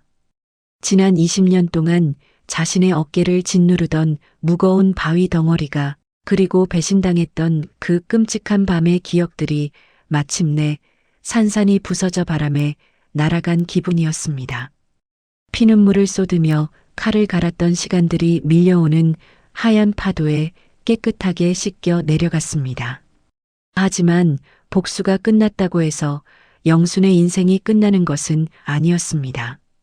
영순의 가슴 속에는 텅 빈 허무함 대신 전에 없던 펄떡거리는 삶의 의지가 차오르고 있었습니다. 회장님, 진심으로 감사합니다. 절망의 끝에서 저를 구해주신 이 은혜, 제 평생 뼈에 새기고 살겠습니다. 영순이 깊이 허리를 숙여 진심 어린 인사를 전하자 박 회장은 특유의 호탕한 너털 웃음을 터뜨리며 지팡이로 단상 바닥을 툭툭 쳤습니다. 은혜는 무슨 놈의 은혜.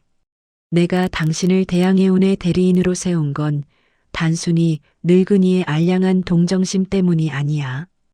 당신이 내 부서진 배에서 끓여주던 그 기가 막힌 쥐치찌개, 그리고 밤새도록 묵묵히 찢어진 그물을 깁던 그 단단한 뚝심. 나는 남영순이라는 여자가 20년 동안 쌓아온 그 거친 세월의 힘을 믿은 거요. 박 회장은 영순의 어깨를 따뜻하게 토닥이며 바다보다 더 넓은 포부를 담아 덧붙였습니다. 쓰레기들 청소는 오늘로 끝났지만 진짜 당신의 항해는 이제부터 시작이야. 이 거대한 요트 마리나 부지, 그리고 강진석의 손에서 경매로 곧바로 압류해올 당신의 피땀 서린 바다향기 횟집 건물까지 이제 당신 이름으로 당신이 직접 다 경영해 보시오.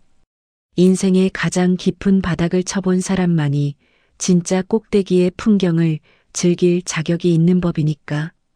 영수는 놀란 눈으로 박 회장을 바라보았습니다.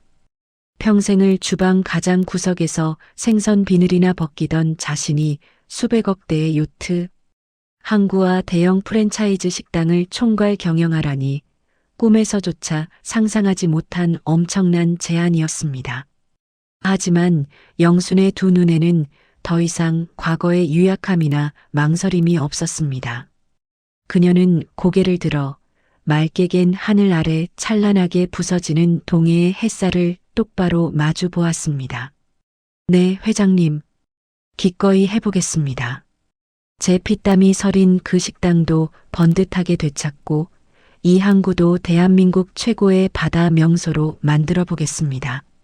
생선 비린내 나던 주방 아줌마가 도대체 어디까지 올라갈 수 있는지 회장님 은혜에 보답하여 세상에 똑똑히 보여드리겠습니다. 두 사람의 호탕하고도 시원한 웃음소리가 동해의 바람을 타고 끝없이 널리 퍼져나갔습니다. 절망의 끝자락, 소성항에 버려진 낡은 목선에서 피어난 기적은 이제 동해안 전체를 눈부시게 호령할 거대한 인생 이막의 닻을 올리고 있었습니다. 차가운 철창 너머로 스며드는 시퍼런 새벽빛은 더 이상 희망을 알리는 따뜻한 태양이 아니었습니다. 강진석과 미숙이 갇혀있는 구치소의 아침은 지독한 소독약 냄새와 눅눅한 곰팡내로 시작되었죠. 수백억 원대 사기 및 횡령 혐의로 구속 수사를 받게 된 두 사람의 인생은 그 화려했던 착공식 단상에서 바닥으로 곤두박질 친 이후 단 한순간도 지옥이 아닌 적이 없었습니다. 늘 이태리제 최고급 맞춤 정장만 고집하던 진석은 까끌까끌한 미결 수용 수의를 입고 차가운 시멘트 바닥에 웅크려 있었습니다. 매일 밤마다 영순이 쏟아내던 저주의 목소리가 환청처럼 귓가를 맴돌아 단 1시간도 편히 잠들지 못했죠. 영순이 자신의 가슴팍에 던졌던 그 서류, 모든 권한을 위임받은 대양해운의 총괄 대리인 남영순이라는 이름. 석자가 불도장처럼 뇌리에 박혀 진석을 미치게 만들었습니다. 내가 미쳤지. 내가 단단히 미쳤었어. 20년 동안 내 수족이 되어서 돈을 긁어 모아준 진짜 복덩이를 발로 걷어차고 저 머리 검은 짐승 같은 년한테 홀려서 이 지경이 되다니. 영순아 여보. 내가 죽일 놈이야. 제발 나 한 번만 용서해줘. 진석은 허공에 대고 싹싹 빌며 미친 사람처럼 중얼거렸습니다. 영순이 매일 아침 정성껏 다려주던 셔츠, 피곤할 때마다 끓여주던 시원한 북엇국의 냄새가 이제야 미치도록 그리워졌지만 이미 모든 것은 돌이킬 수 없는 강을 건넌 후였습니다. 여자 구치소에 수감된 미숙의 상황은 더욱 처참했습니다. 영순의 돈으로 온몸을 명품으로 휘감고 사모님 소리를 듣던 미숙은 화장기 하나 없는 창백하고 초췌한 얼굴로 벽에 기대어 앉아 있었습니다. 분노 조절을 하지 못해 같은 방 수감자들에게 패악을 부리다 호되게 당한 터라 미숙의 얼굴에는 시퍼런 멍이 가시지 않았습니다. 미숙은 애꿎은 철창을 부여잡고 피가 나도록 흔들어대며 악을 썼습니다. 강진석, 이 무능한 등신 새끼. 지가 똑똑한 척은 다 하더니 결국 늙은 마누라한테 뒤통수나 처맞고 나까지 이 구덩이에 쳐넣어. 남영순. 이 독한 년 내가 얼마나 잘 먹고 잘 사는지 두고 보자. 내가 여기서 혀를 깨물고 죽는 한이 있어도 이 억울함은 꼭 갚아줄 거야. 자신이 영순에게 저지른 잔혹한 배신은 까맣게 잊은 채 미숙은 끝까지 남 탓만 하며 스스로를 파멸의 구렁텅이로 더 깊이 몰아넣고 있었습니다.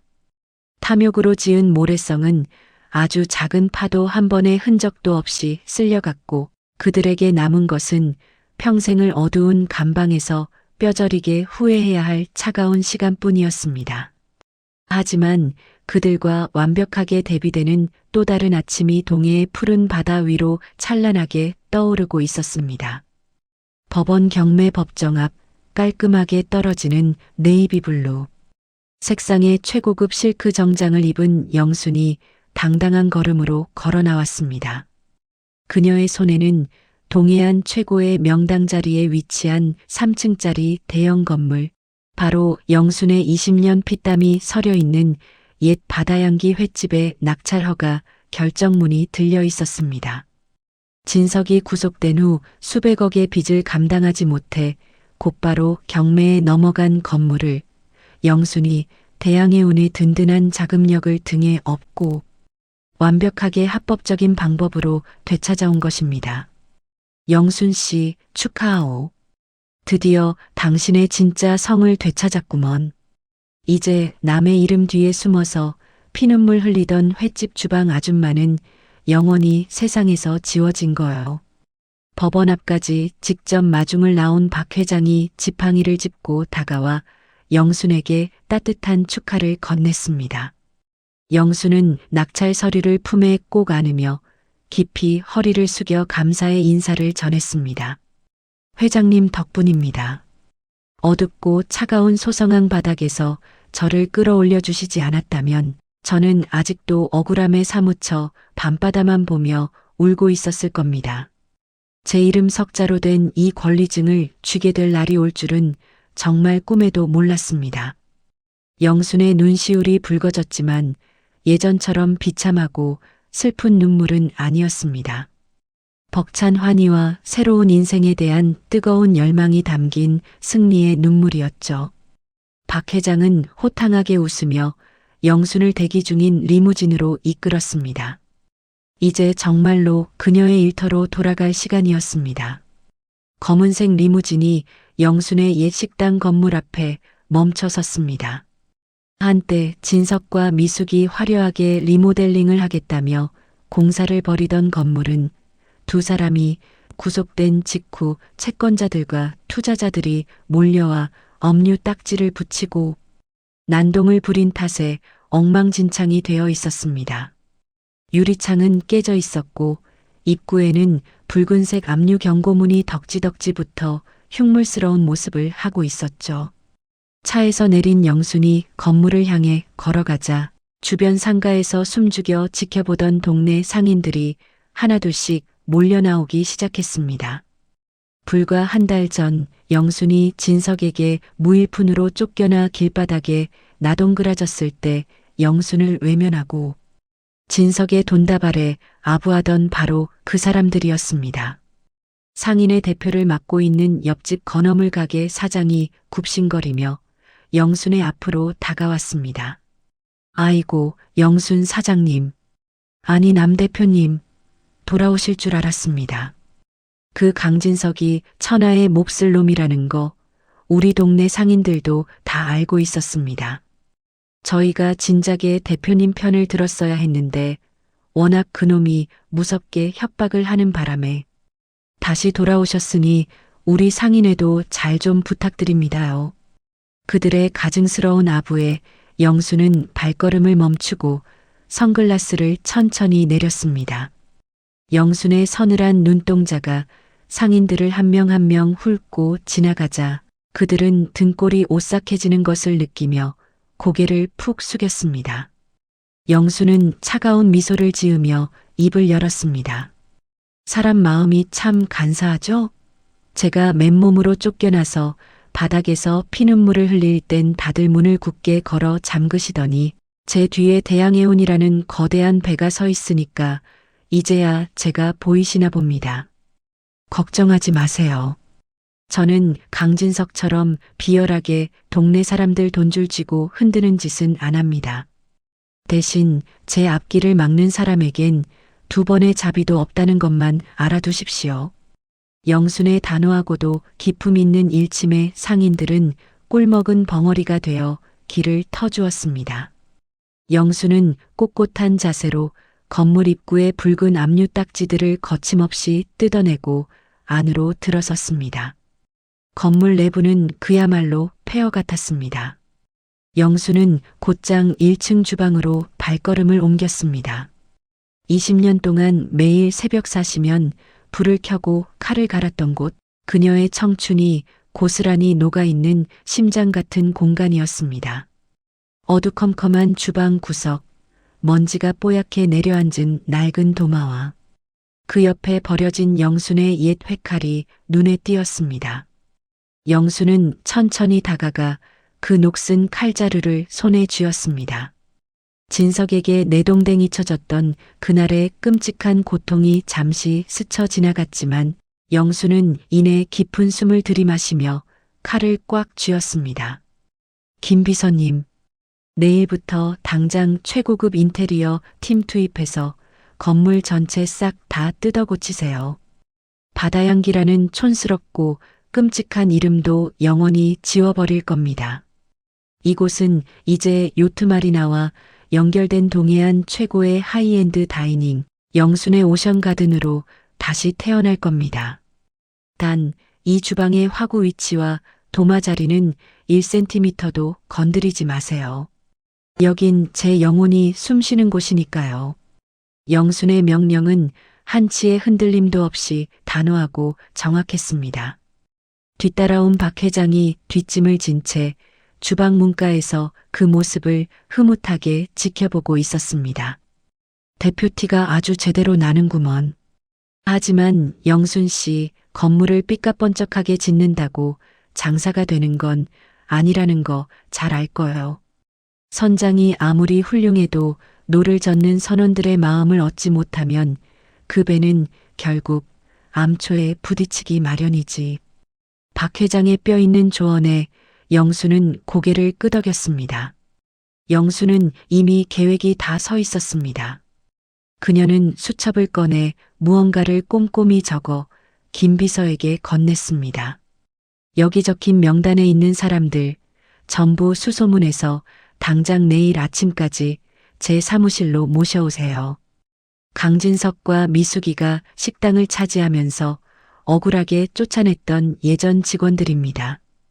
주방 참모부터 서빙하던 아르바이트생, 주차장 관리원까지 단 한 명도 빠짐없이 찾아내세요. 월급은 예전의 2배, 아니 업계 최고 대우로 맞춰주겠다고 전하세요. 김 비서가 놀란 눈으로 명단을 받아들었습니다. 배신당한 아픔을 겪어본 영순만이 할 수 있는 가장 위대한 리더십이었습니다.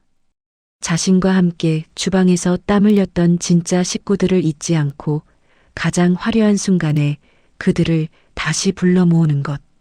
그것이 영순이 생각하는 진정한 복수의 완성이자 새로운 제국의 시작이었습니다. 몇 주 뒤 낡고 흉물스러웠던 횟집 건물은 기적처럼 완벽하게 탈바꿈했습니다. 전면이 통유리로 되어 눈부신 동에 바다와 럭셔리한 요트 함대가 한눈에 들어오는 세련되고 웅장한 레스토랑, 영순의 오션 가든이 그 위용을 드러냈습니다. 진석이 싸구려 졸부 취향으로 발라놓았던 금박 장식들은 모두 뜯어내고 바다의 물결을 형상화한 고급스러운 대리석과 은은한 조명으로 채워졌습니다. 그리고 대망의 가오픈 날 아침, 영수는 셰프의 상징인 눈부시게 하얀 조리복을 입고 주방 한가운데 섰습니다.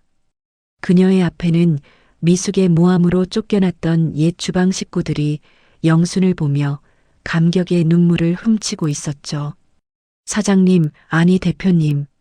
저희 잊지 않고 다시 불러주셔서 정말 감사합니다. 저희 평생 대표님 믿고 뼈를 묻겠습니다. 주방 참모인 명자, 아주머니가 영순의 손을 부여잡고 오열했습니다. 영순은 따뜻하게 명자의 손을 마주 잡으며 환하게 웃었습니다. 뼈는 무슨 뼈를 묻어요. 우리 이제 우아하게 동해안에서 제일 맛있는 요리 만들면서 돈벼락이나 한번 제대로 맞아봅시다. 자, 다들 자리로 돌아가서 불 켜세요. 영순의 오션 가든 지금부터 첫 출항을 시작합니다. 활기찬 구령과 함께 주방의 거대한 화구에 뜨거운 불꽃이 솟아올랐습니다. 20년 동안 갈고 닦은 영순의 손끝에서 탄생하는 요리들은 단순히 배를 채우는 음식이 아니었습니다.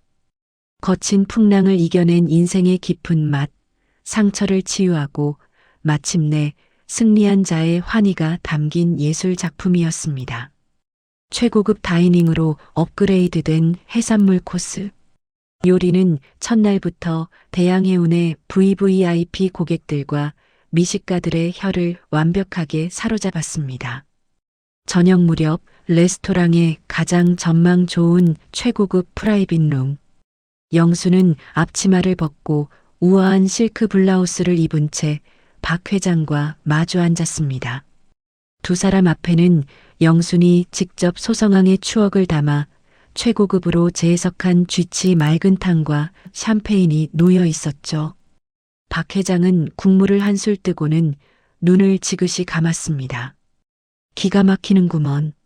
소성항 낡은 천막 안에서 끓여주던 그 찌개 맛이 이렇게 우아한 요리로 변할 줄이야. 영순 씨, 당신은 정말 거친 파도 속에서 건져 올린 귀한 진주요. 영수는 샴페인 잔을 들어 박 회장의 잔에 가볍게 부딪혔습니다. 이 진주의 가치를 알아봐 주시고 닦아주신 건 회장님이십니다. 회장님이 아니었다면 저는 바다 밑바닥 진흙 속에 영원히 파묻혀 있었을 거예요. 이제 제 손으로 일군 이 바다 정원에서 절대 꺾이지 않고 화려하게 피어나는 법을 보여드리겠습니다. 두 사람의 축배소리가 동해의 밤바다를 낭만적으로 울렸습니다. 캄캄한 절망 속에서 죽음만을 생각했던 여인은 마침내 스스로 바다를 호령하는 당당한 선장이 되어 자신만의 아름다운 항해를 시작하고 있었습니다. 그녀의 인생 이막은 이제 막 가장 눈부시고 찬란한 클라이맥스를 향해 순풍의 돛을 달고 힘차게 나아가고 있었습니다. 눈부신 동해의 햇살이 통유리창을 통해 쏟아져 내리는 영순의 오션 가든은 그야말로 연일 문전성시를 이루었습니다. 대양해운의 전폭적인 지원과 영순의 20년 내공이 담긴 완벽한 요리는 입소문을 타고 전국 각지의 미식가들을 동해안으로 불러 모았죠. 주차장에는 최고급 세단들이 줄을 이었고 요트 마리나에는 영순의 레스토랑을 방문하기 위해 닻을 내린 화려한 요트들이 넘실거렸습니다. 과거 생선 비린내에 절어 뒷문으로 출퇴근하던 주방 아줌마 남영수는 이제 없었습니다. 최고급 진주 목걸이에 우아한 실크 정장을 입은 영수는 매일 아침 홀에 나와 손님들을 맞이하고 직원들을 다독이는 기품 있는 최고 경영자가 되어 있었죠. 그녀의 얼굴에는 과거의 억울함이나 그늘 따위는 조금도 찾아볼 수 없었습니다. 오직 스스로의 힘으로 거친 파도를 이겨내고 마침내 바다의 주인이 된 자만이 가질 수 있는 단단하고 여유로운 미소뿐이었습니다. 하지만 빛이 강할수록 그림자는 더욱 비참하게 짙어지는 법입니다. 영순이 성공의 정점에서 눈부신 하루하루를 보내고 있던 어느 화창한 오후, 레스토랑 입구에 몹시도 어울리지 않는 불청객 하나가 나타났습니다. 아이고, 영순아. 며느라기야. 내가 왔다. 내 시어미가 왔어. 바닥에 질질 끌리는 낡은 몸빼바지에 헝클어진 머리, 그리고 한눈에 봐도 초췌하게 늙어버린 얼굴. 바로 진석의 어머니이자 지난 20년간 영순의 피를 말렸던 악독한 시어머니 박 여사였습니다. 박 여사는 과거 영순이 뼈가 부서져라 이래서 번 돈으로 온몸에 금부치를 두르고 경로당을 호령하던 아나무인 시어머니였죠. 영순이 몸살이 나서 쓰러졌을 때도 꾀병을 부린다며 찬물을 끼얹었고 아들 진석이 미숙과 바람이 났을 때는 오히려 애도 못 낳는 며느리라며 미숙을 집안으로 끌어들인 장본인이었습니다. 그런 박 여사가 다 떨어진 고무신을 신고 영순의 화려한 레스토랑 바닥에 털썩 주저앉아 대성통곡을 하기 시작한 것입니다. 점심 식사를 즐기던 VVIP 손님들의 시선이 일제히 입구 쪽으로 쏠렸습니다. 보안 요원들이 당황하여 박 여사를 끌어내려 했지만 보고를 받은 영순이 조용히 손을 들어 그들을 제지했습니다. 영순은 한치의 흐트러짐 없는 우아한 걸음걸이로 박 여사 앞까지 다가갔습니다. 차가운 대리석 바닥에 엎드려 있는 박 여사를 내려다보는 영순의 눈빛은 한겨울 북태평양의 얼음보다 더 서늘했습니다. 여기가 어디라고 찾아오셨습니까? 남의 영업장에서 행패 부리지 마시고 당장 나가시죠. 영순의 차갑고 단호한 목소리에 박 여사는 흠칫 놀라 고개를 들었습니다. 눈부시게 아름답고 당당해진 영순의 모습에 박 여사는 잠시 기가 눌린 듯 했지만 이내 영순의 바짓가랑이를 부여잡고 미친 듯이 매달리기 시작했습니다. 영순아, 내가 잘못했다. 내가 노망이 나서 그 요물 같은 미숙이 년한테 홀렸었어.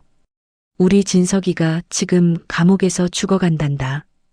빚쟁이들이 내 집까지 다 빼앗아 가서 나는 지금 길바닥에 나앉게 생겼어. 내가 이렇게 떵떵거리며 잘 사는데 내 남편이랑 시어미가 길바닥에서 얼어 죽게 생겼는데 모른 척 할 거냐? 제발 고소 좀 취하해주고 우리 진석이 빚 좀 갚아다오. 너 돈 많잖아. 참으로 뻔뻔하고 소름 끼치는 이기심이었습니다. 아들이 수백억 대의 사기를 치고 감옥에 가자 집까지 담보로 잡혔던 박 여사는 한순간에 알거지가 되어 길거리에 나앉은 신세가 된 것입니다. 갈 곳이 없어지자 과거 자신이 그토록 짓밟고 벌레 취급했던 영순을 찾아와 당당하게 빚을 갚아달라며 패악을 부리고 있었죠. 영순은 자신의 바짓가랑이를 붙잡은 박 여사의 앙상한 손을 차갑게 떼어냈습니다. 시어미, 남편? 박 여사님, 며칠 전 당신 아들이 제 얼굴에 이혼 서류 던지면서 저를 빈털터리로 내쫓았을 때 당신이 저한테 뭐라고 했는지 기억 안 나십니까? 영순의 목소리가 점차 낮고 무겁게 가라앉았습니다. 과거의 상처가 생생하게 떠오르는 듯 했지만 영순은 흔들리지 않았습니다. 주방에서 생선 냄새 풀풀 풍기는 년이 감히 어디서 사모님 행세를 하려 드냐고 짐 싸서 당장 꺼지라고 하셨죠. 미숙이가 사준 명품 가방 들고 좋아하시면서 제 등에 소금을 뿌리셨잖아요. 그런데 이제 와서 며느리요? 돈을 갚아달라고요? 아이고, 그건 다 지나간 일 아니냐. 핏줄이 섞인 가족끼리 어찌 그리 독하게 구노. 내가 기독교 믿는다면서 이웃을 사랑하라더니 시어미를 이렇게 박대해도 되는 거냐? 끝까지 자신의 잘못은 인정하지 않고 가족이라는 알량한 핑계를 대는 박 여사의 모습에 영수는 헛웃음을 터뜨리고 말았습니다. 그녀는 주변을 둘러보며 숨죽인 채 이 상황을 지켜보는 손님들과 직원들을 향해 가볍게 목례를 한 뒤 다시 박 여사를 향해 쐐기를 박았습니다. 똑똑히 들으세요. 내 가족은 이제 이 바다와 내 주방에서 땀 흘리는 우리 직원들 뿐입니다. 당신 아들이 친 그 수백억의 빚, 당신이 그렇게 예뻐하던 며느리 미숙이한테 갚아달라고 하세요. 보안 요원들, 당장 이분 끌어내시고 앞으로 2번 다시 이 근처에 얼씬도 못하게 막으세요. 경찰에 영업방해로 신고하는 것도 잊지 마시고요. 독한 년, 천벌을 받을 년, 내가 얼마나 잘 먹고 잘 사나 보자. 박 여사는 보안 요원들의 손에 질질 끌려나가면서도 끝까지 저주를 퍼부어댔습니다. 하지만 그녀의 목소리는 두꺼운 유리문 밖으로 허망하게 흩어질 뿐이었습니다. 영수는 멀어지는 박 여사의 뒷모습을 보며 마음속 깊은 곳에 남아있던 마지막 체증마저 시원하게 씻겨 내려가는 것을 느꼈습니다. 썩은 동아줄은 미련 없이 끊어내야 새 배를 띄울 수 있다는 박 회장의 말이 다시금 귓가를 맴돌았습니다. 그리고 며칠 뒤 서울중앙지방법원의 가장 큰 대법정, 드디어 강진석과 미숙의 특경법상 사기 및 횡령, 사문서 위조 혐의에 대한 1심 선고 공판이 열리는 날이 밝았습니다. 방청석은 진석에게 사기를 당한 투자자들과 이희대의 배신극을 취재하려는 기자들로 발 디딜 틈 없이 꽉 차 있었습니다. 법정에 무거운 나무 문이 열리고 대양해운의 변호인단과 함께 영순이 모습을 드러냈습니다. 단정하면서도 위험 있는 검은색 정장을 입은 영순이 피해자석에 앉자 장내에는 무거운 정적이 감돌았습니다. 이윽고 굳게 닫혀있던 피고인 대기실 문이 열리고 연두색 수의를 입은 진석과 미숙이 교도관들에게 이끌려 들어왔습니다. 불과 몇 달 전까지만 해도 최고급 슈트와 명품 드레스를 입고 샴페인을 터뜨리던 두 사람의 모습은 온데간데 없었죠. 핏기 없이 퀭한 얼굴, 초점 잃은 눈동자, 헝클어진 머리카락. 그들은 그저 세상의 지탄을 받는 초라하고 끔찍한 범죄자일 뿐이었습니다. 진석은 방청석에 앉아있는 영순과 눈이 마주치자 흠칫 놀라며 고개를 푹 숙이고 말았습니다. 영순의 그 차갑고도 당당한 눈빛 앞에 자신의 추악한 밑바닥이 발가벗겨진 기분이었을 것입니다. 미숙 역시 영순을 힐끗 쳐다보고는 입술을 지지기며 바르르 떨었습니다. 재판장이 입장하고 무거운 침묵 속에서 판결문 낭독이 시작되었습니다. 판사의 단호한 목소리가 법정에 울려 퍼질 때마다 진석과 미숙의 몸은 사시나무처럼 떨렸습니다. 피고인 강진석은 20년을 헌신한 배우자의 재산을 치밀한 계획하에 사문서를 위조하여 가로챘을 뿐만 아니라 허위 사실을 바탕으로 수백억 원대의 투자금을 편취하여 사회적 신뢰를 심각하게 훼손하였습니다. 피고인 미숙 또한 이에 적극적으로 가담하여 피해자에게 돌이킬 수 없는 정신적, 물질적 고통을 안겨주었습니다.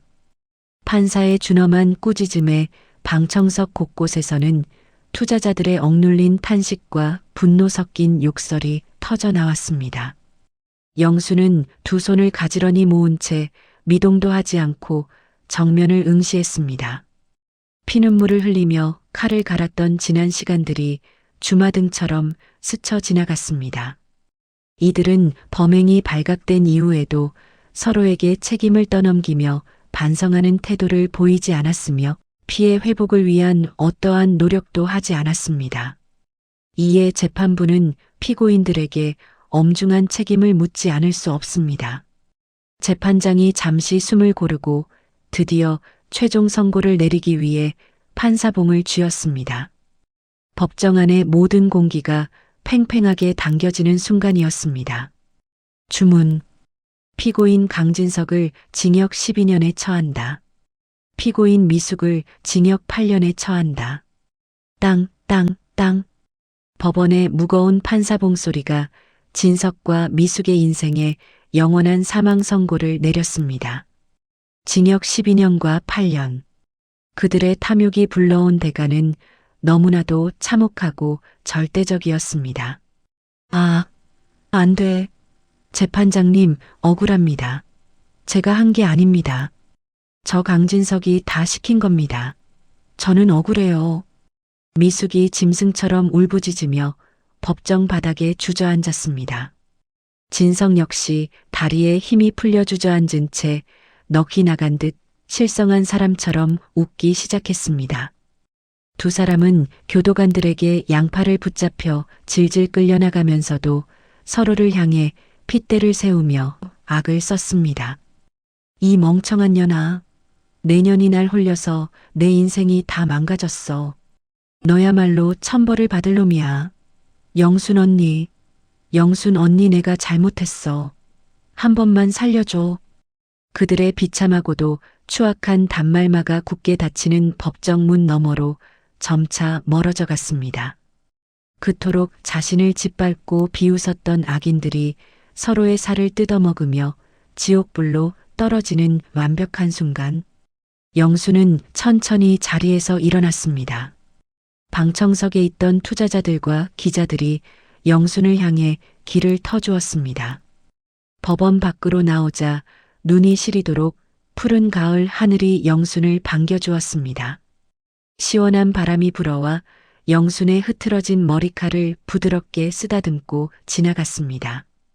낡은 트럭에 몸을 싣고 죽으려 달려갔던 그 소성항의 차가운 밤바람과는 완전히 다른 생명력 넘치고 따뜻한 바람이었습니다. 수고하셨소, 남 대표. 법원 앞 대형 세단에 기대어 서 있던 박 회장이 환한 미소로 영순을 맞이했습니다. 영순은 눈을 감고 크게 심호흡을 한 뒤 활짝 웃으며 박 회장에게 다가갔습니다. 이제 과거의 망령들은 완벽하게 사라졌습니다. 그녀의 앞에는 든든한 조력자와 자신의 피땀으로 일군 눈부신 오션가든 그리고 끝없이 펼쳐진 자유로운 바다만이 남아 있었습니다. 진정한 승리자의 가장 화려하고 아름다운 항해가 돛을 활짝 펴고 거침없이 물살을 가르기 시작했습니다. 계절이 2번 바뀌고 동해안의 파도가 다시 한번 따뜻한 봄바람을 머금고 넘실거리는 어느 화창한 날이었습니다. 그동안 수많은 우여곡절과 눈물, 그리고 통쾌한 반격을 거쳐온 영순의 인생 이막은 이제 그 누구도 넘볼 수 없는 견고하고 아름다운 성으로 완성되어 있었습니다. 동해 최고의 절경을 자랑하는 영순의 오션가든은 단순한 레스토랑을 넘어 전국 방방곡곡에서 찾아오는 명소가 되었습니다. 주차장에는 연일 관광버스와 최고급 승용차들이 끊이지 않았고 항구에는 새하얀 돛을 펄럭이는 요트들이 그림처럼 떠 있었죠. 홀을 가득 채운 손님들의 환한 웃음소리와 경쾌하게 부딪히는 와인잔. 소리가 마치 영순의 화려한 부활을 축하하는 교향곡처럼 매일같이 울려 퍼졌습니다. 이 모든 기적을 일궈낸 주인공, 영순은 더 이상 주방 구석에서 낡은 앞치마에 얼굴을 파묻고 울던 여자가 아니었습니다. 은은한 광택이 흐르는 고급스러운 베이지색 실크 블라우스에 단정한 진주 귀걸이를 한 영순은 여유롭고 기품 있는 미소를 머금은 채 홀을 돌며 손님들과 인사를 나누고 있었습니다. 그녀의 손길이 닿는 곳마다, 그녀의 온화한 시선이 머무는 곳마다 사람들은 깊은 존경과 찬사를 보냈습니다. 배신과 절망의 밑바닥에서 길어올린 그녀의 요리는 사람들의 입맛뿐만 아니라 얼어붙은 마음까지 녹여주는 특별한 힘을 가지고 있었으니까요. 하지만 영순이 눈부신 햇살 아래에서 찬란한 성공의 열매를 맛보고 있는 이 순간, 그 반대편의 어둡고 습한 지옥에서는 영순의 삶을 송두리째 짓밟으려 했던 악인들이 끔찍한 죗값을 치르고 있었습니다. 높고 차가운 담장으로 둘러싸인 지방의 한 교도소. 식기를 세척하는 좁고 냄새나는 개수대 앞에는 징역 12년을 선고받고 복역 중인 강진석이 고무장갑을 낀 채 산처럼 쌓인 식판을 닦고 있었습니다. 항상 수백만 원짜리 맞춤 정장을 입고 지역 유지 행세를 하며 목에 힘을 주던 오만한 모습은 온데간데 없었죠. 머리는 듬성듬성 빠져 하얗게 새었고 허리는 굽었으며 얼굴은 형편없이 늙고 초췌해져 있었습니다. 진석은 차가운 물에 퉁퉁 불어터진 자신의 손을 내려다보며 매일 밤낮으로 후회의 눈물을 흘렸습니다.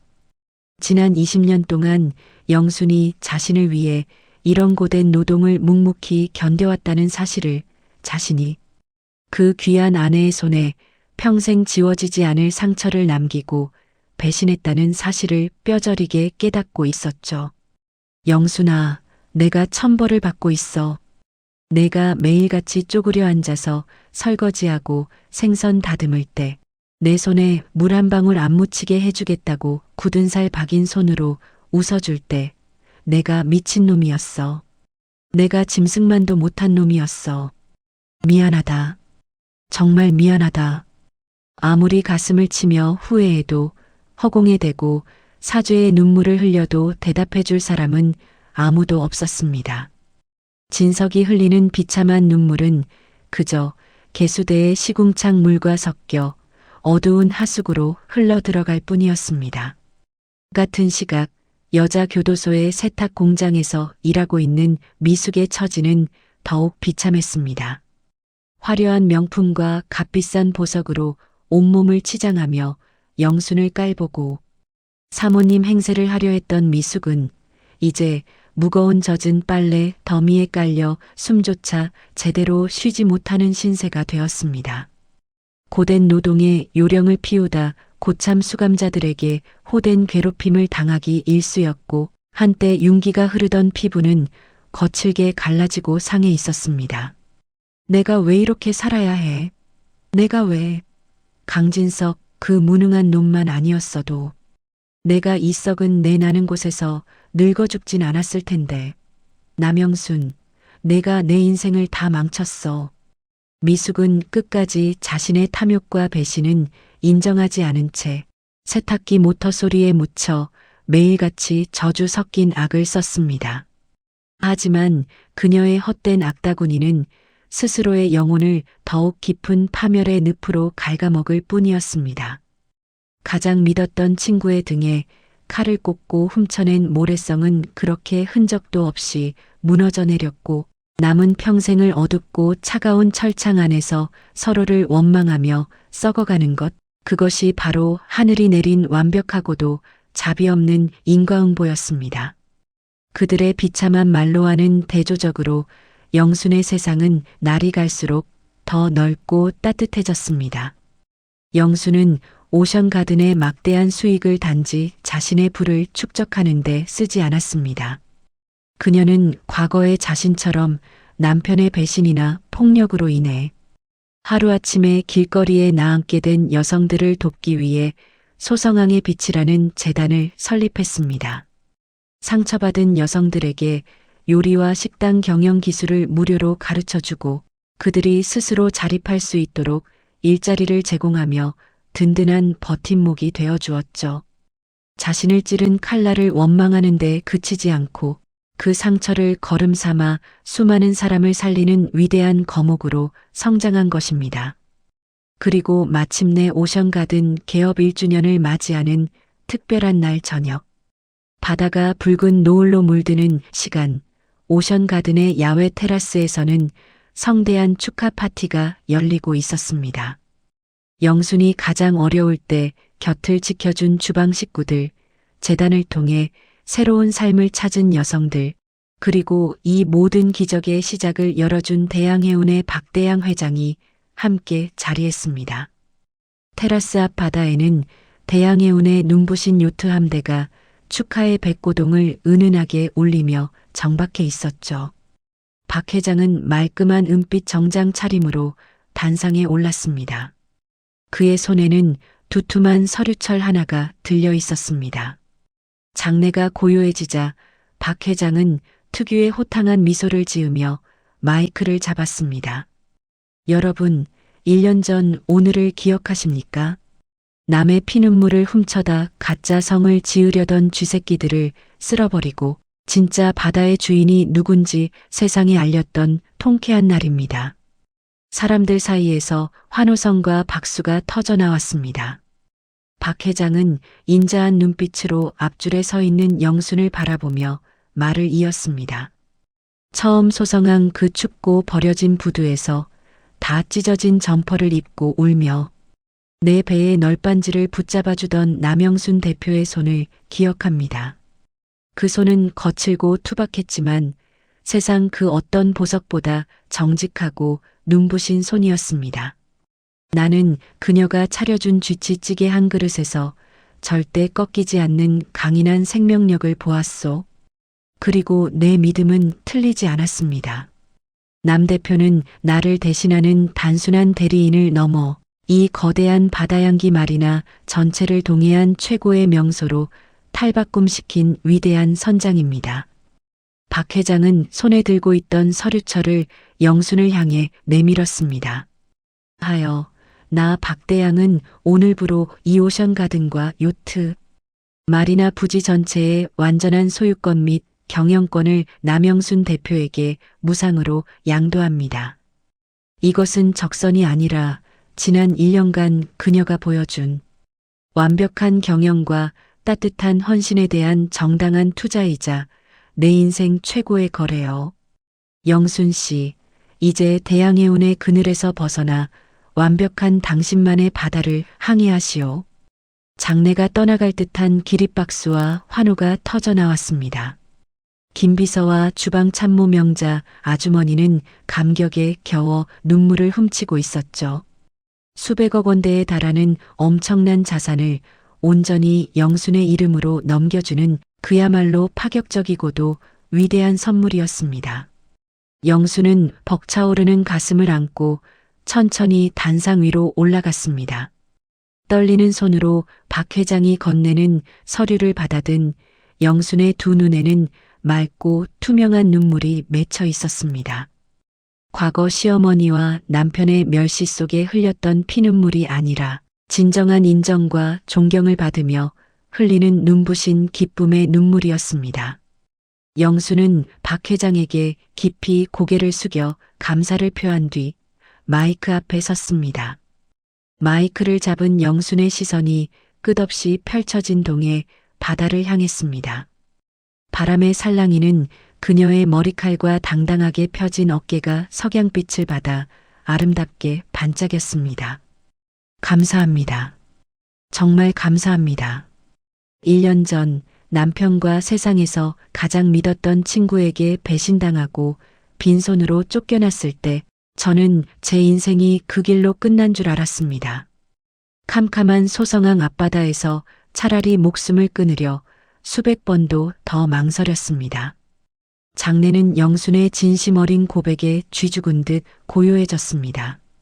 영순은 환하게 웃으며 말을 이었습니다. 하지만 바다는 제게 가르쳐 주었습니다. 거센 폭풍우가 몰아치고 나면 반드시 바닥에 가라앉아 있던 귀한 것들이 수면 위로 떠오른다는 사실을요. 저를 배신하고 상처 준 사람들은 제 돈과 청춘을 빼앗아 갔다고 비웃었겠지만 그들은 제 안에 숨겨져 있던 진짜 강인함과 일어설 용기마저 뺏어가지는 못했습니다. 영순의 목소리는 한치의 떨림도 없이 단단하고 우아하게 퍼져나갔습니다. 회장님 말씀처럼 저는 썩은 동아줄을 미련 없이 끊어버렸고 마침내 제 힘으로 튼튼한 돛을 올렸습니다. 오늘 이 자리에 모이신 분들, 그리고 혹시라도 저처럼 인생의 가장 깊은 바닥에 떨어져 남몰래 눈물 흘리고 계실 누군가에게 이 말씀을 꼭 전하고 싶습니다. 누군가 당신의 인생을 시궁창에 쳐넣으려 한다면 주저앉아 울지 말고 그 시궁창에 진흙을 뭉쳐서 가장 단단한 성벽을 쌓아 올리세요.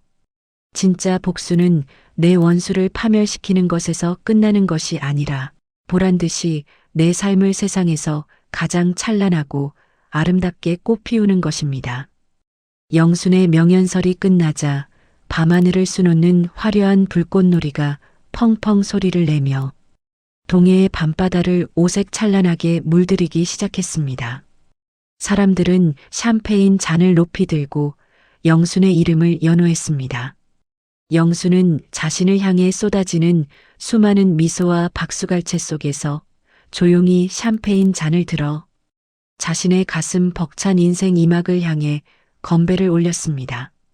저 멀리 감옥에 갇힌 진석과 미숙은 이 찬란한 불꽃 소리를 들으며 평생 뼈저린 후회 속에서 시들어갈 것입니다. 하지만 영순의 앞날에는 오직 시원하게 부는 순풍과 눈부신 햇살, 그리고 스스로 개척한 넓고 자유로운 바다만이 끝없이 펼쳐져 있을 뿐입니다. 세상에서 가장 찌질하고 악독했던 배신자들은 흔적도 없이 사라졌고 거친 비바람을 견뎌낸 한 여인의 통쾌하고도 위대한 인생 역전사이다. 드라마는 마침내 가장 완벽하고도 눈부신 해피엔딩으로 그 웅장한 막을 내렸습니다.